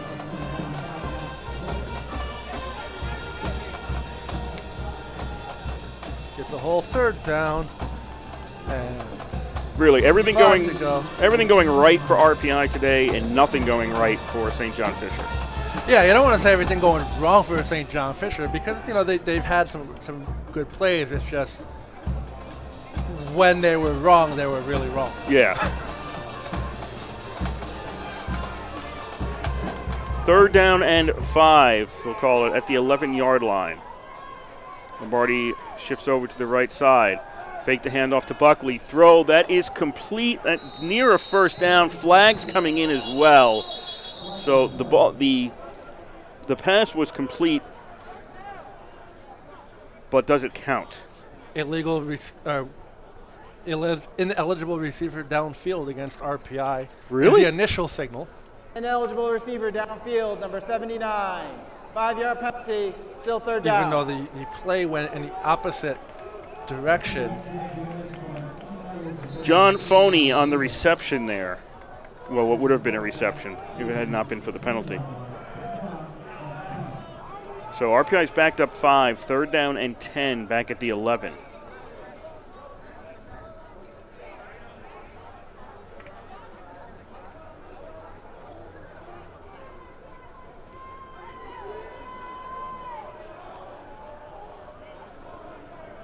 They'll put 3 receivers on the right.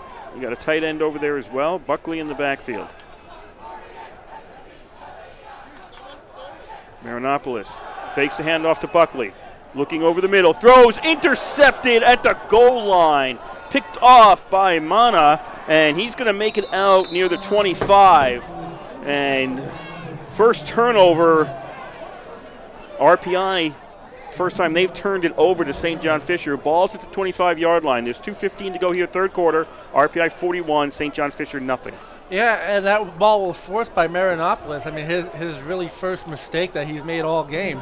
That ball was forced by Marinopoulos over the middle. St. John Fisher putting three guys back there, dropping both their linebackers back, and Mana getting the interception right on the goal line.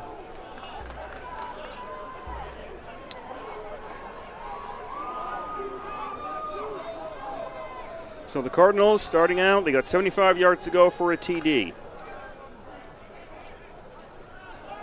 Torillo hands off on first down. This will get him out to the 30-yard line. Who had the ball that time? Duval? Yes, Duval on the carry. Minimal gain.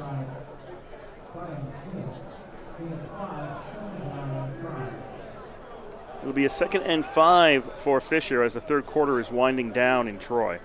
Again, low 70s here, no clouds in the sky whatsoever. Duval, well, they faked to Duval. I bought the fake. Torillo has it, rolls out to his right, looking downfield. Now he's going to get sacked, and he just didn't find anybody to throw that ball to, and he loses one.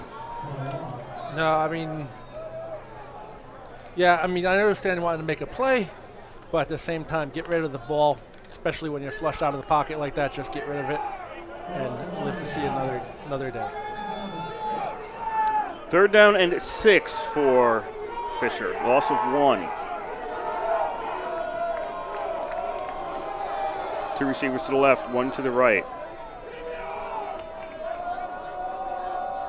And now they're going to shift Duval to the left of Torillo. Torillo throws, and it's high again over the intended receiver. That's Ryan Novi was the intended receiver for St. John Fisher. Another high pass, and it'll be 4th down for the Cardinals. Yeah, just high passes all around. I mean, there's no wind on the field whatsoever, so these balls are just being thrown high. Now I don't understand why the punt team's coming out. Well, at this point, at this point, you don't put anybody back there. It's a 6-touchdown game. And we've got a flag on the play. They had just snapped the ball, and it's a false start against St. John Fisher. Yeah, yes, it is Ball 6 start. scores. Offense, number 11. But 5-yard penalty. the snap Still was kind of 4th low down. on the initial punt anyway. So if I'm RPI, I don't know if I'm putting anybody back there at this point.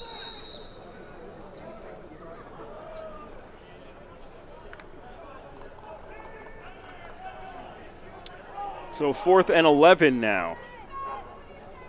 As Dotterwhite will get the punt away, and Spellman has it at the 45-yard line, and a flag on the other side of the field as an engineer got knocked down. That was Ninchi on special teams. Yep. And all the coaches for RPI getting all their players on the bench just to make sure nothing happens. Yeah, that was Ninchi. This might be another. This was unnecessary as the fair catch was made.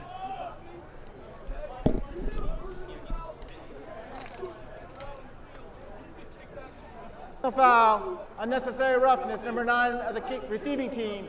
Oh, that was 15-yard against penalty. RPI. Still 1st down. So Ninchi, the receiving team, got called for the unnecessary roughness, and that'll back up RPI 15 yards. And actually, the coaches call all the players off the field. Special team coach is very heated at his players right now. He's saying that's very unnecessary and get yourself kicked out of the game. And he's right. You got to listen to your coaches. It's an unnecessary play. So 50 seconds left here in the third quarter. Ball's at the 30-yard line. 1st and 10 RPI. And Marinopoulos is out. He is no longer the quarterback. And Burnett, I think, got the carry there. What else? Nope, that was Buckley. Sorry to me. Buckley got the carry. We have Peter Kuski as the quarterback now for RPI.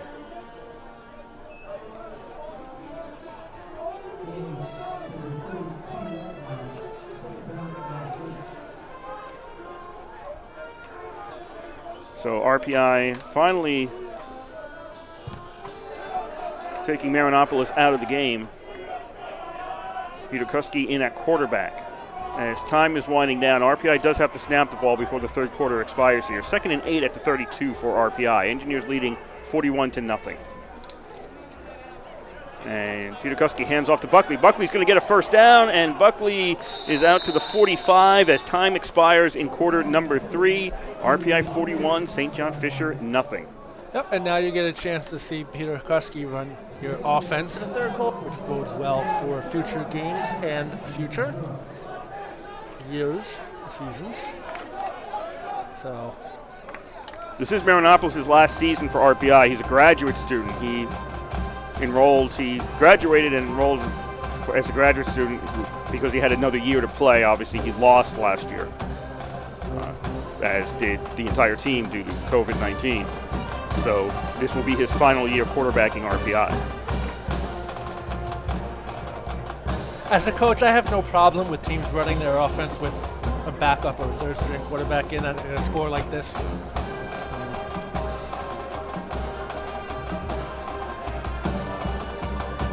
Players have to be allowed to play. Yes, absolutely. I agree with that. It's a 6-touchdown lead here for RPI, but if you're putting the people who don't play as much out there, they have to be allowed to play. Absolutely, I agree with that. It's when you first have your starters in, where obviously in the 41-0 game, your starters don't need to be in there. Should say former coach. I don't coach anymore. Oh, you don't do that anymore? No. Once I had my daughter, I was done. 15 minutes on the board. RPI right to left. St. John Fisher left to right across your radio dial in quarter number 4. RPI up 41-0. First and 10 at the 45-yard line. On the ground, and this gets out to the 49. So again, I mean, nothing really to analyze. RPI just going to keep running up the middle. Okay, so that is Connolly out there at running back now.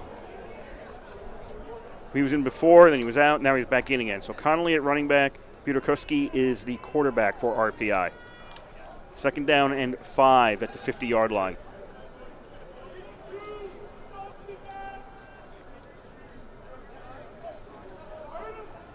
RPI just running the play clock down.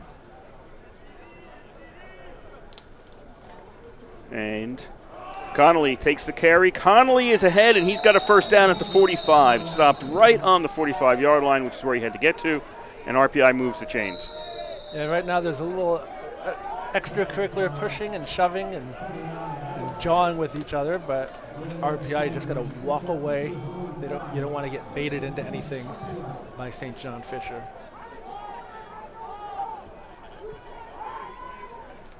First and 10 for the Engineers. Good time to remind you are listening to WRPI Troy with Engineer football from the East Campus Stadium in Troy, New York. Kurt Studd, Ed DeGarian on the call for you. 41-0. RPI leads St. John Fisher with 13:40 to go here in the fourth quarter. Receivers are all on the right. Peter Kuski wants to throw, doesn't see anything. He's going to run with it, and he's going to get down to the 40-yard line. Good awareness by Peter Kuski. Realized no one is there. Again, we have another injured Cardinal on the field.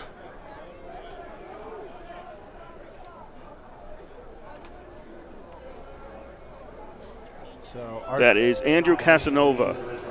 So RPI next week, noon time, will be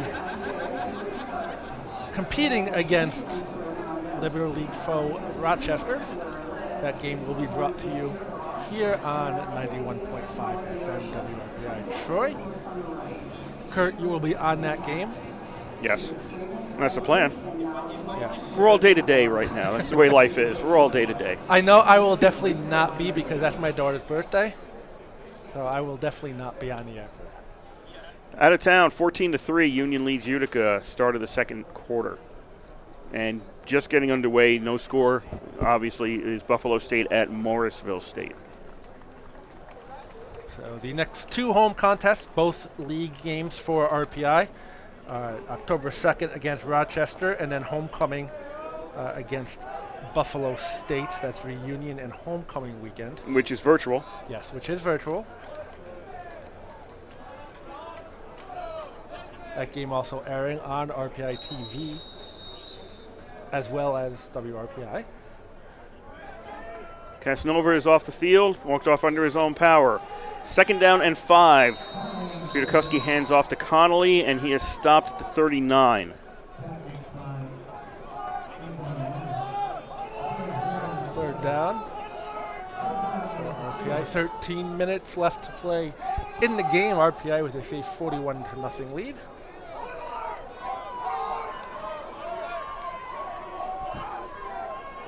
Third and 4. The receivers will be on the left. I don't see. Well, yeah, Lombardi isn't out there anymore. Looks like he has taken a rest for the rest of the game. Allison goes in motion to the right. Peter Kuski rolls to the left. Looks downfield, throws, and that's out of bounds. Had it been caught, and it wasn't, but had Ninchi caught that, he had already had a foot out of bounds. Yes. So rolling out a little bit too far was Peter Kuski.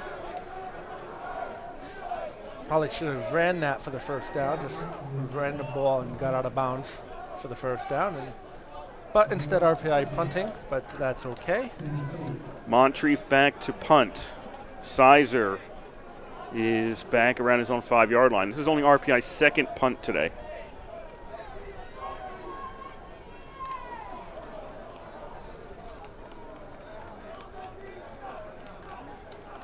Moncrief kicks it. Flag comes out before the kick. Sizer takes it at the 5-yard line to the 10, and Sizer's forced out of bounds around the 15. But what's the flag about? So where the flag was thrown, it looks like it's going to be an illegal hit on the center. I think they changed the rule. You have to wait till the center stands up if he's long snapping. Yes, I believe that's true, and if that's the case, that's an RPI first down. Yes. And that's based on just the location of the flag. I didn't see what happened. So it was 3rd and 4, or 4th and 4. So any penalty will give RPI a first down, automatic first down or not. Illegal formation. Illegal formation against our. No, that is the penalty. They call it illegal formation. Oh, you on can't the line up defense. over the center. Okay. You can't. They changed the rule. You can't line up over the center, so he is not the first guy you hit. So, illegal formation on a defense on a punt means somebody lined up over the center. Okay, that's just weird to see. Which is weird. Yeah, it is weird. But in an effort to make the game safer, they instituted that rule at all levels except NFL. Go figure. So it is weird just to see them do the illegal procedure But call yeah. and then point the other way. So regardless, it is a first down.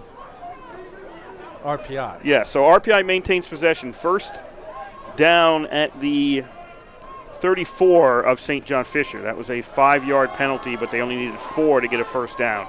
And RPI, not a surprise, keeping the ball on the ground. Who's got it this time? That was Gulia. Mike Gulia is out there at running back.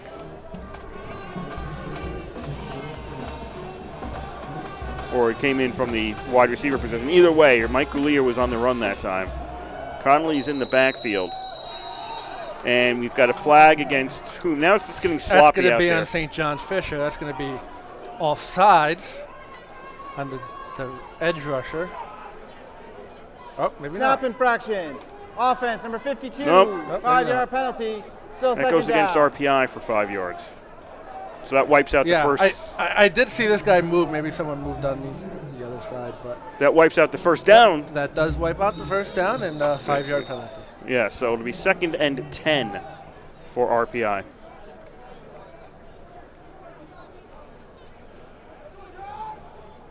Peter Kuski is RPI's quarterback right now as RPI has a 41-0 lead in the 4th quarter. Fakes the handoff to Connolly. Throws above everybody out of bounds. Yeah, well, good read by Peter Kuski. Saw he had somebody trying to jump the route, and he just let it go over everybody's head. So good awareness and good vision by Peter Kuski, knowing that that play wasn't going to go anywhere.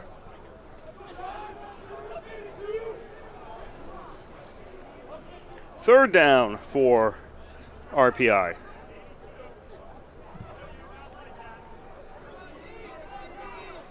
That's a 3rd and 10 at the Fisher 34-yard line.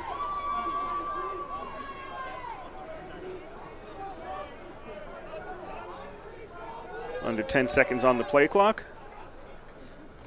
And Connolly takes the handoff. Stiff arms, well, he stiff-armed the one defender, but that guy got enough of him to knock him to the ground, and it'll be a 4th and long against RPI. Yeah, good tackle for Thompson. Thompson. Yep, Cameron Thompson. just getting there. There have been a number of people not on the 2 deep in this game.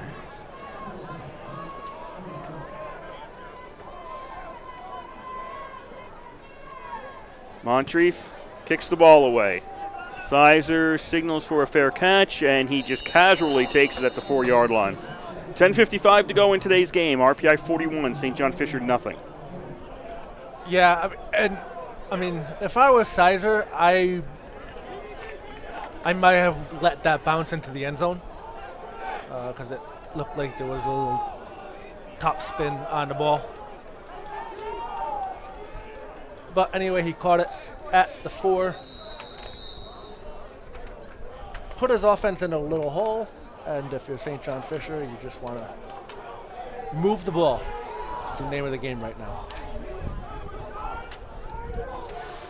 The wind is actually picking up here at East Campus Stadium. Pass complete right around the 10-yard line, 11-yard line. St. John Fisher gets some room as they started out at their own 4.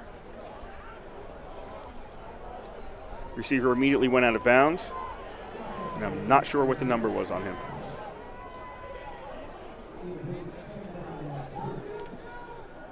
Four wide receiver set for St. John Fisher. Torillo is the quarterback. He's going to go sideline to the guy who just caught the previous pass, and he catches this. No, he didn't catch this one. Did not make the reception that time. It goes incomplete around the 47. That was really, really good coverage. Looks like it's 22? 88. 88. Quinn. So Quinn got the reception on first down and was the target on second down.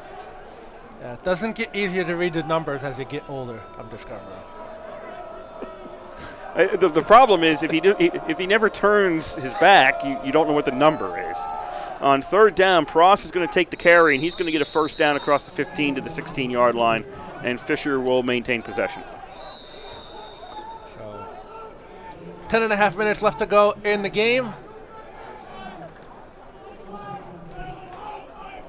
This game will not end as quickly as last week's. That was 2 hours and 8 minutes. We're past that already. We're about 2 hours and 10 minutes. First and 10 for St. John Fisher. Looking for Quinn, and does he have it? Yes, this time he has it right around the 50, and that'll be another first down for St. John Fisher. Yeah, it was pretty much the same play, and this time Quinn just caught the ball. Really good defense, though, by RPI, and Quinn just coming up with the catch. Good throw. First and 10, Fisher at the 50-yard line, down 41-0 to RPI. Exactly 10 to go in today's game. 4 wide out formation. Pross in the backfield.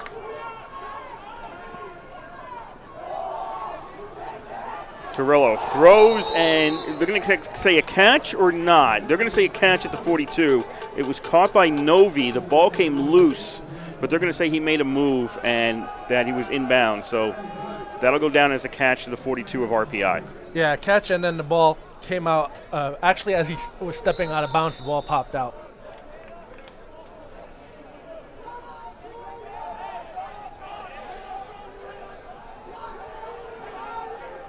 Fisher with a 2nd and 2 at the RPI 42.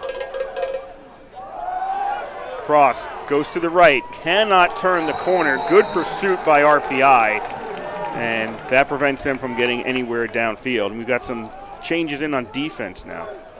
Yeah, RPI is doing a really good job with containment at not letting the running back get outside of them and spreading out the field.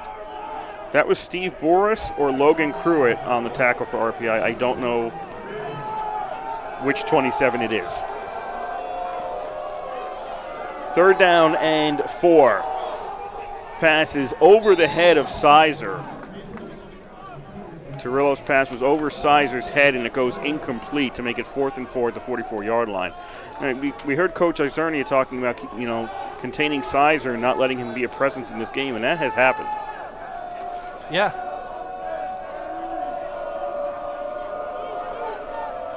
Sizer's off the field. Fisher's going forward on 4th down.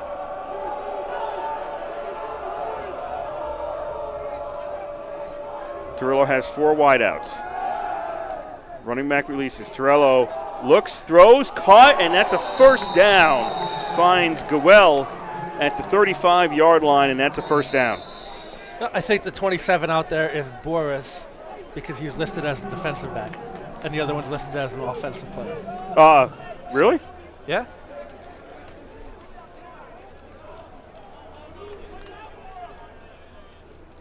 Oh. On my roster, it says wide receiver. So. Okay, we have multiple rosters. Anyway, first down for St. John Fisher, and Peros is going to take it off the left side of the line, and he's down to the 25-yard line. Scratch that then. We don't know.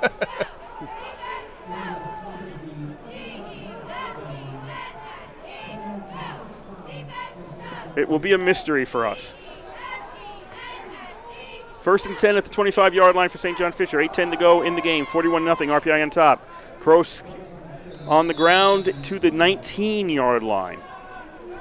So a lot of substitutions for RPI in defense right now, because a lot of these guys aren't on on the 2 deep. My 2 deep is the 2 deep forms my cheat sheet, and I'm looking at a lot of numbers out there that are not on my cheat sheet. Which is good. Yes. Second down and 4 for Fisher as we're coming up on the halfway point of quarter number 4. Peros takes the handoff. It was a low snap. He takes the handoff, but he can't get downfield, and he's stopped at the line of scrimmage.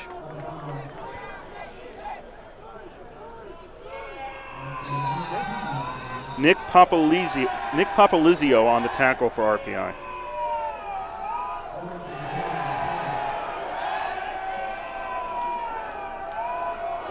Third down and 4 for St. John Fisher. That's the RPI 19, and everybody moves, and that's a flag. Yep. That looked like a miscommunication between the center and quarterback. Where everybody thought it was on one count, the center thought it was on another count. Well, in the end, the center's right. Ball start. As a Offense, center, number 70, I played 5-yard center, I penalty, agree with that. Still third down. That would be my thing. You know, we were Yeah. supposed to go on 3. As a former center, that is correct. What's going on? Nope. I have the ball. You go when I say so. That's right. The play doesn't start until the center gets rid of the ball. Third down and 9 at the 24 for St. John Fisher. Cirillo pass complete to Duvall at the 30 to the 20 to the 19. That'll be short of a first down by 4 yards. And it's another fourth down for St. John Fisher. You're going for it here. Yes. And the mystery 27 was on the tackle.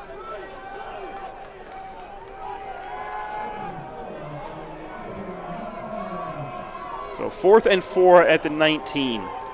6:25 to go, fourth quarter. RPI up 41-0.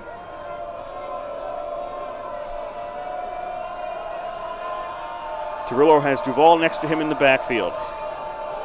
4 wide receivers.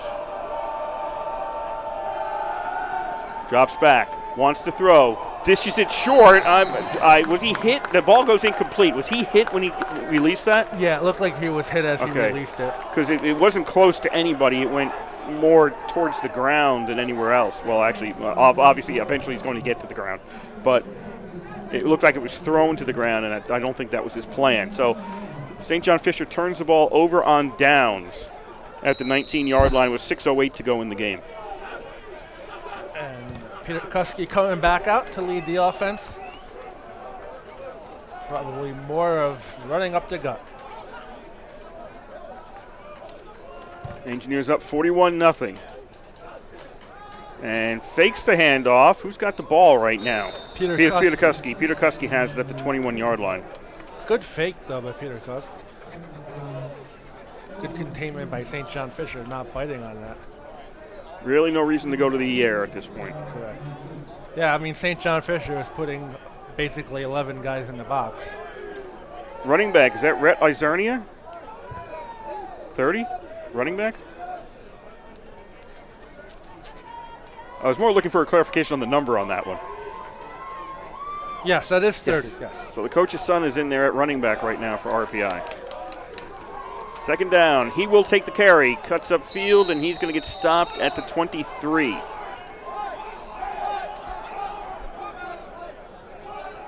So Red Icernia, the shaker product.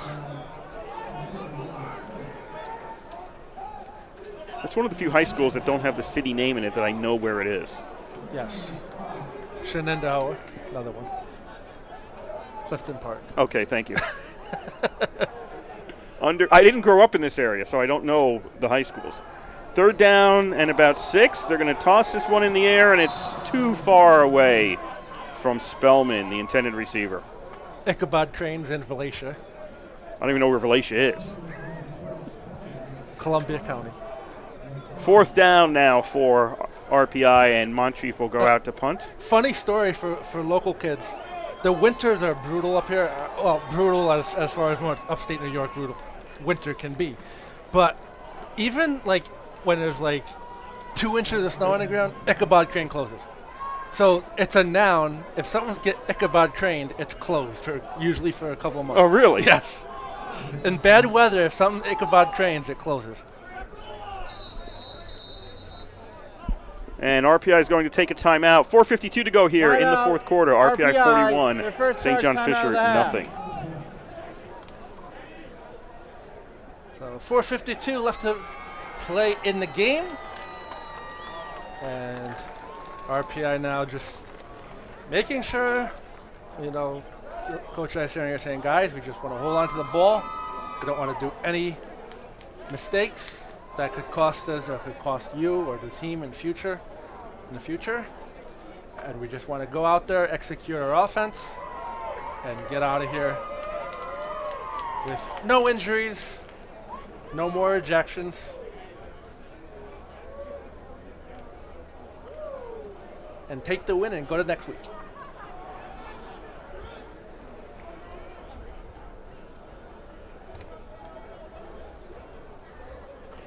So the officials, we're going to get a little bit more delay. One of the officials, the umpire, wanted to get a drink of water.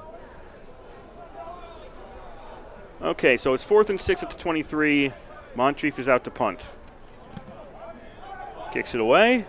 Bounces at the 45, 40, 35. Sizer's just going to let this one roll. He's not going to bother. RPI is going to down it at the 29-yard line. We have 4:41 to go here in today's game. RPI 41, St. John Fisher nothing. So yeah, the defense has been really, really, really good today. So they just gotta not, keep their heads upon them and not do anything dumb. You're at the point now where you're well past the point, but St. John Fisher is going to keep trying to bait you into doing something stupid, which could hurt the team in the future. So you just gotta be disciplined. Make the tackle, walk away. Yep. 2 receivers each side. Turillo throws complete 35-yard line, and that should be a 1st down. Sizer on the reception. He's out at the 41. Oh, good containment again. Just let him catch the ball and get out of bounds. And Union leading Utica 14-9 at the half. That game out in Utica. 1st and 10, St. John Fisher at the 41. Quick pass, Sizer again along the sidelines, and he's pushed out at the 47. Yeah, and don't take our nonchalantness as the defense, just wanting to get out of here. As a defensive coach and a defensive player, they want the shutout. They pride themselves on that. So you're going to try to get the shutout, yes, but there's ways to do it where, if you score, you score. 2nd down for St. John Fisher. Turillo saw nothing to his left, throws to his right, finds a man. That is complete to Park, and he's down at the 40, and that's another St. John Fisher 1st down. Yep. Good job by St. John Fisher, still moving the ball and not giving up.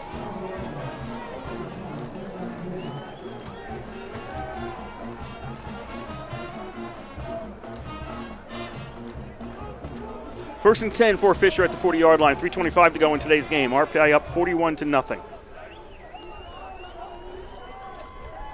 Duval takes the handoff. He's going to go all the way out to the left. Now turns it upfield, 35, 30, and Duval's got a 1st down to the 28-yard line. It's another 1st down for Fisher. So time is winding down in today's game. 3:05 to go.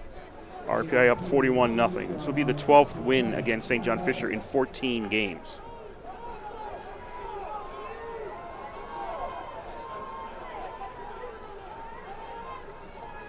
First down play. Duval goes right and gets to the 25. That was a nice hit. You could hear that up here, and now we've got a We're gonna flag. get a flag. For what? That was Joe Katinas with the hit at the linebacker position.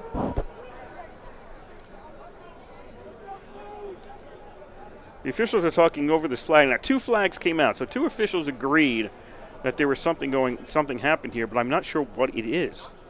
Had to be something verbal, because Katinas came out clapping. He looked at the official and he clapped. You usually don't clap if the penalty's on you. After the play was over, dead ball, unsportsmanlike conduct. St. John Fisher, number 8, fighting. Number 8 is ejected from the game. Oh, there you go. Okay, so Duval's out of the game. That's 3 ejections today. 2 on St. John Fisher, 1 on RPI. Usually you get 0. Right. So it had to be something that Duval said to Katinas.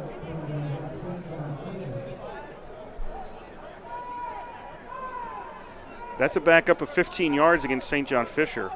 The only time I can remember multiple ejections in the game was RPI versus Cortland in an ECAC game in the early 2000s. Second down. There were multiple ejections in that game. You don't see it that often. There's 3 in this game. So 2nd and 21 at the 39-yard line for St. John Fisher. And Torillo throws downfield, finds Sizer, and he's got it. It beat double coverage there. Another flag comes out, and the ball is down at the 7. This is going to be hit to a head, too. Question is there going to be another ejection? This is going to be against RPI.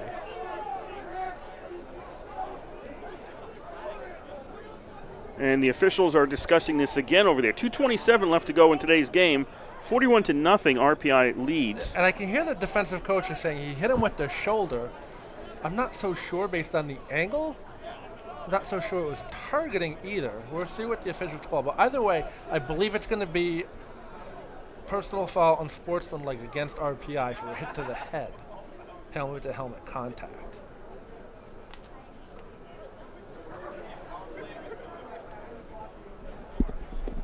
Wait. Don't. No, they're going to wave this off. Okay, so They talked it over, and they're waving it off. No penalty. okay. There's no foul for targeting on the play. Yep. See, they were going to call targeting, but they waved it off after discussing. And now Kevin Lynch, the referee, is over speaking to the St. John Fisher sideline.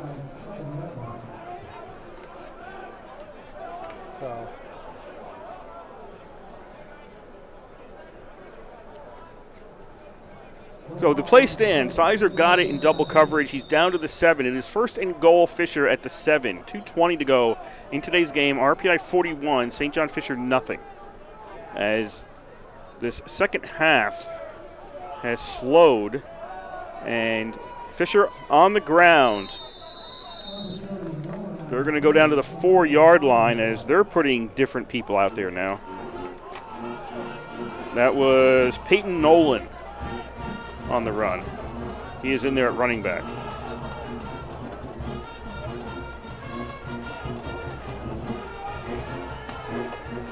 So Peyton Nolan, the running back. Torillo, the quarterback right now. 2nd and 4, or 2nd and goal at the 4-yard line, pardon me, for St. John Fisher. Trying to put some points on the board. Now Nolan shifts over to the right, 2 wideouts each side. Pass, and that is incomplete. They were looking for a quick pass to Park at the goal line, but it was overthrown. Yeah, so St. John Fisher knocking on the door.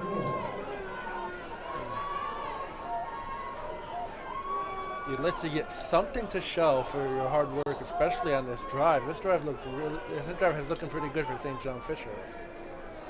Minute 30 left to go in the game.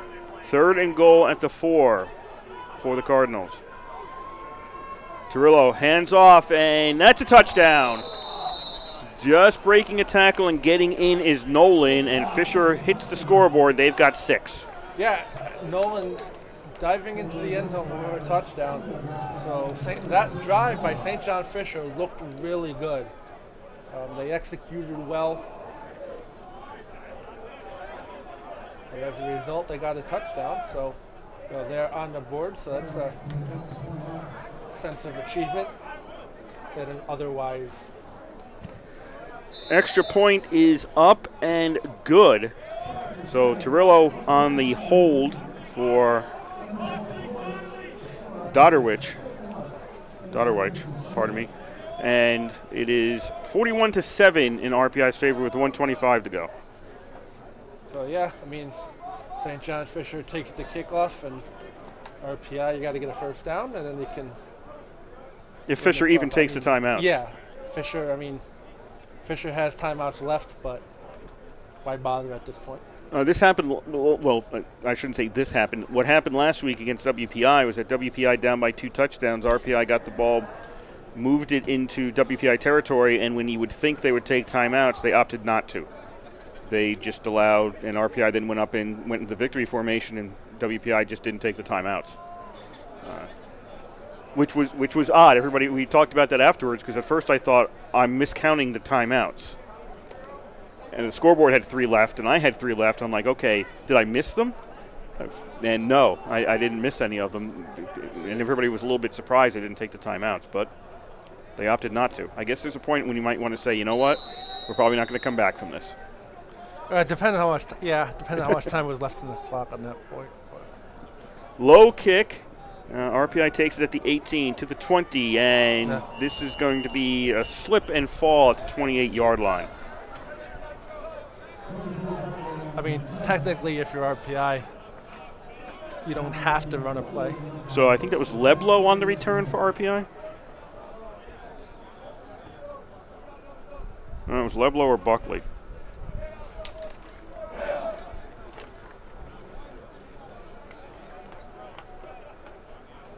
$1:21 to go in today's game. 41-7, RPI leads.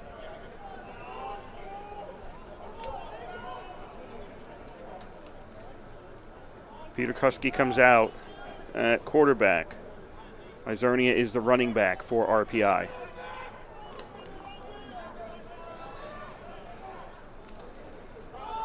Izernia takes the handoff, picks up maybe a yard, gets pushed back. And is St. John Fisher going to take timeouts? It does not look like it. Nope. So if I'm RPI, I'm just lining up. Yeah, if I'm RPI, I would just line up and take a knee at this point.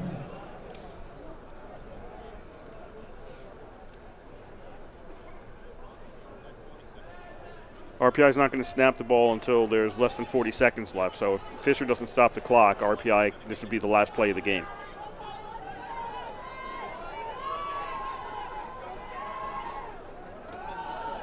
Izernia takes the carry. He's across the 30, near the 31. RPI doesn't have to snap the ball again. Fisher's not going to stop the clock, and that's going to be the last play of the game.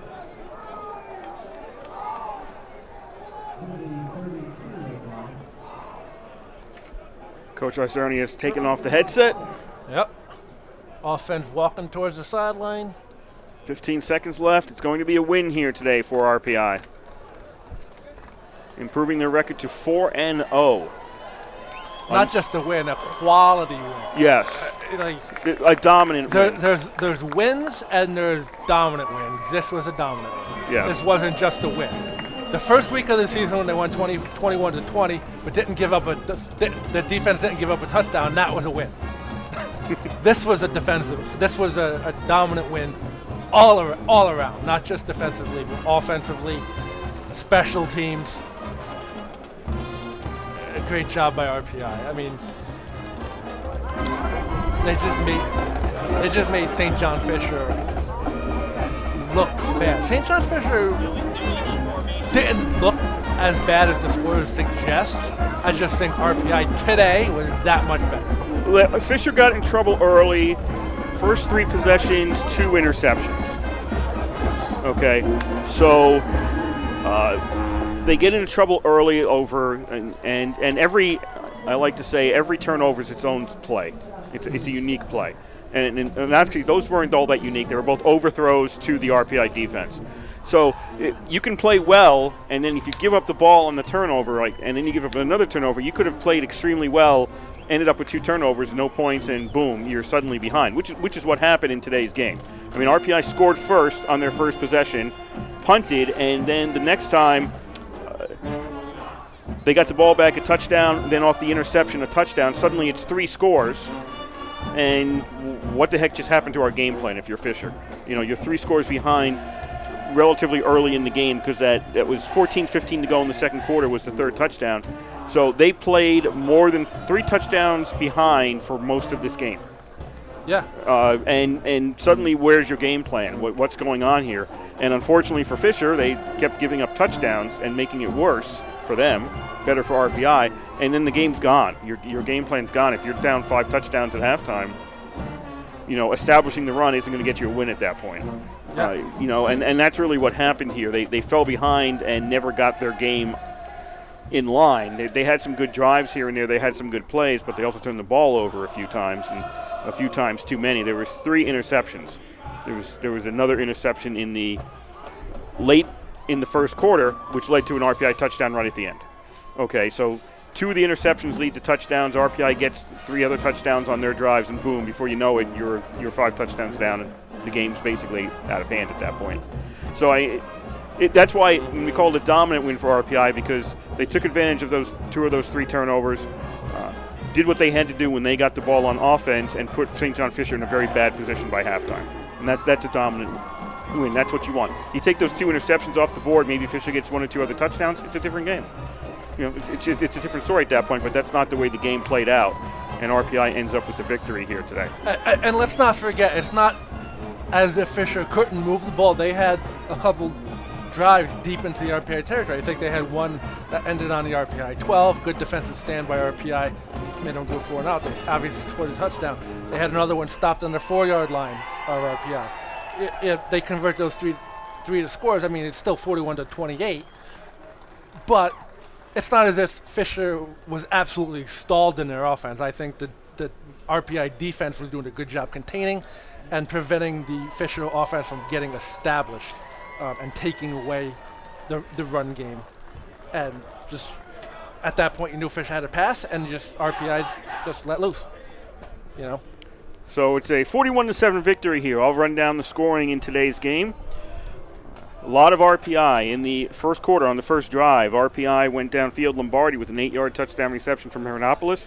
The extra point was missed. It was 6-0 RPI, 10-17 to go in the first. And with 1:27 to go in the first, Lombardi with the second touchdown of the game, a 10-yard reception from Heranopolis. McDougal's kick made it 13-0 RPI, so that was the score after 1 quarter. Second quarter, RPI, 14:15 to go. Second quarter, Palmer with a 24-yard reception from Heranopolis. McDougal's kick made it 20-0. Then with 2:55 to go in the first half, it was Goldsmith, a 9-yard reception from Heranopolis. McDougal's kick made it 27-0. And then really the backbreaker, as time expired after an interception, RPI got the ball back with about 20 seconds to go. Was it 20? Yes. 20 seconds to go. They, on the last play of the first half, Lombardi with a 1-yard reception from Heranopolis. McDougal's kick made it 34-0 RPI. That was the score at the half. Third quarter, RPI came out. 11 minutes to go in the third quarter. They got the ball. Fisher got the ball to start the third quarter. RPI got it after Fisher had to punt. Yes, Fisher had to punt. Burnett with a 2-yard run with 11 to go in the third quarter. McDougal's kick made it 41-0 RPI. Then the final scoring with 1:25 to go to break the shutout. Fisher, Nolan with a 4-yard run. Dodderwijk with the extra point made it a final RPI 41 and St. John Fisher 7. St. John Fisher falls to 2-2 on the season. RPI improves to 4-0. Fisher is hosting Brockport next Saturday. That's a 6 p.m. start out in I forget where St. John Fisher is. It's not in Rochester. Pittsford, thank you. Pittsford, yes. And RPI will be here to start the Liberty League season next Saturday at noon. They will be playing Rochester. So that will be the next game for RPI. Engineers of the game, Ed. Well, I mean, it's hard to pick a standout in a game which was basically dominated in all aspects of the game by RPI. Every player out on the offensive and defensive unit had a great game, but if I had to pick 2, I mean, I'm going to go with George Marinopoulos on offense. I mean, didn't have to be great today. I mean, he was good. He opened up. He was 10 for 10 at one point, and He had was, 5 touchdown passes. Well, but I mean, 5 touchdown passes, yes. But of those 2, I mean, 3 were short, and then the receiver ran for them. So, I mean, he didn't have to be great. He was. But he also did a really good job putting the ball where only his receiver can get it. He made one mistake that was, that down here in the fourth quarter with the interception on the goal line. But I'm gonna obviously overlook that. And on defense, I'm gonna give it to Perry.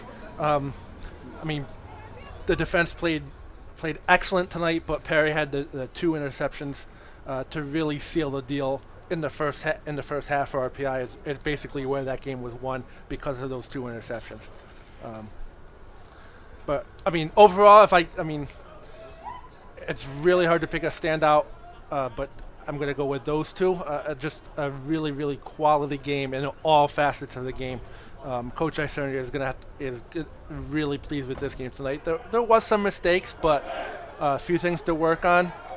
But going into league play, this is the game you wanted to build momentum off of. Yeah, you're coming into the season, you're wondering 2 very, very close wins by RPI. You go to WPI and you pick up a 2-touchdown win in a trophy game. This was kind of the where is this team kind of game. Even for me, I've seen all these games. Even for me, okay, what kind of team is this? Is this energized over a trophy game, but really playing like the first 2 games close, or is this a team building? The trophy game was more what this team is, and it was more the latter. It was more, going into this game, it was more the latter. It was 42-21 that Fisher lost to Hobart, and this one was more out of range than that one. And again, there's talent there for everything for Fisher and everything, but what kind of team is RPI bringing out here? And I think it was more the WPI game was more of an indication of what kind of team RPI is than maybe the earlier 2 games. Yeah, and let's not forget, you still have Hobart to play. You still have Union to play. Those are 2 teams you're going to have to beat if you want to, go farther and go far in the playoffs. And if you're Union Hobart, you're taking a look at RPI's first 2 games and you're saying, okay, they were close. Now you're taking a look at the last 2 and you're like, oh, wait a second, RPI is probably more of a real deal than we thought they were going to be. So it sends a message to the rest of your league as well. So that will wrap it up here today for the football game here at the East Campus Athletic Village. Before we get off the air, we'd like to thank the Rensselaer Union, which provides the funding for WRPI and all club-related activity of the Institute, including WRPI's coverage of RPI football, men's and women's ice hockey, and baseball later on in the year. Also, if you're a student listening to the broadcast, you want to try your hand at announcing, especially this year where you don't know what's going to happen. Shoot us an email at wrpi.sports@rpi.edu, and we will do our best to accommodate you. So that's that. So the final score here. Hang on. Will Dunn back at the station. Oh, yeah. Well, thank you yes, for inboarding. We are rusty, so thank you for inboarding back at the station, Will. And the next broadcast we will bring you is next week. The RPI football team will be right back here at the same time of noon as they take on the University of Rochester in their first Liberty League game. So, now, the final score from the East Campus Athletic Village was RPI 41, St. John Fisher 7. I'm Ed DeGarren. He was Kurt Start, where we're bringing you the game here on 91.5 FM, WRPI, Troy.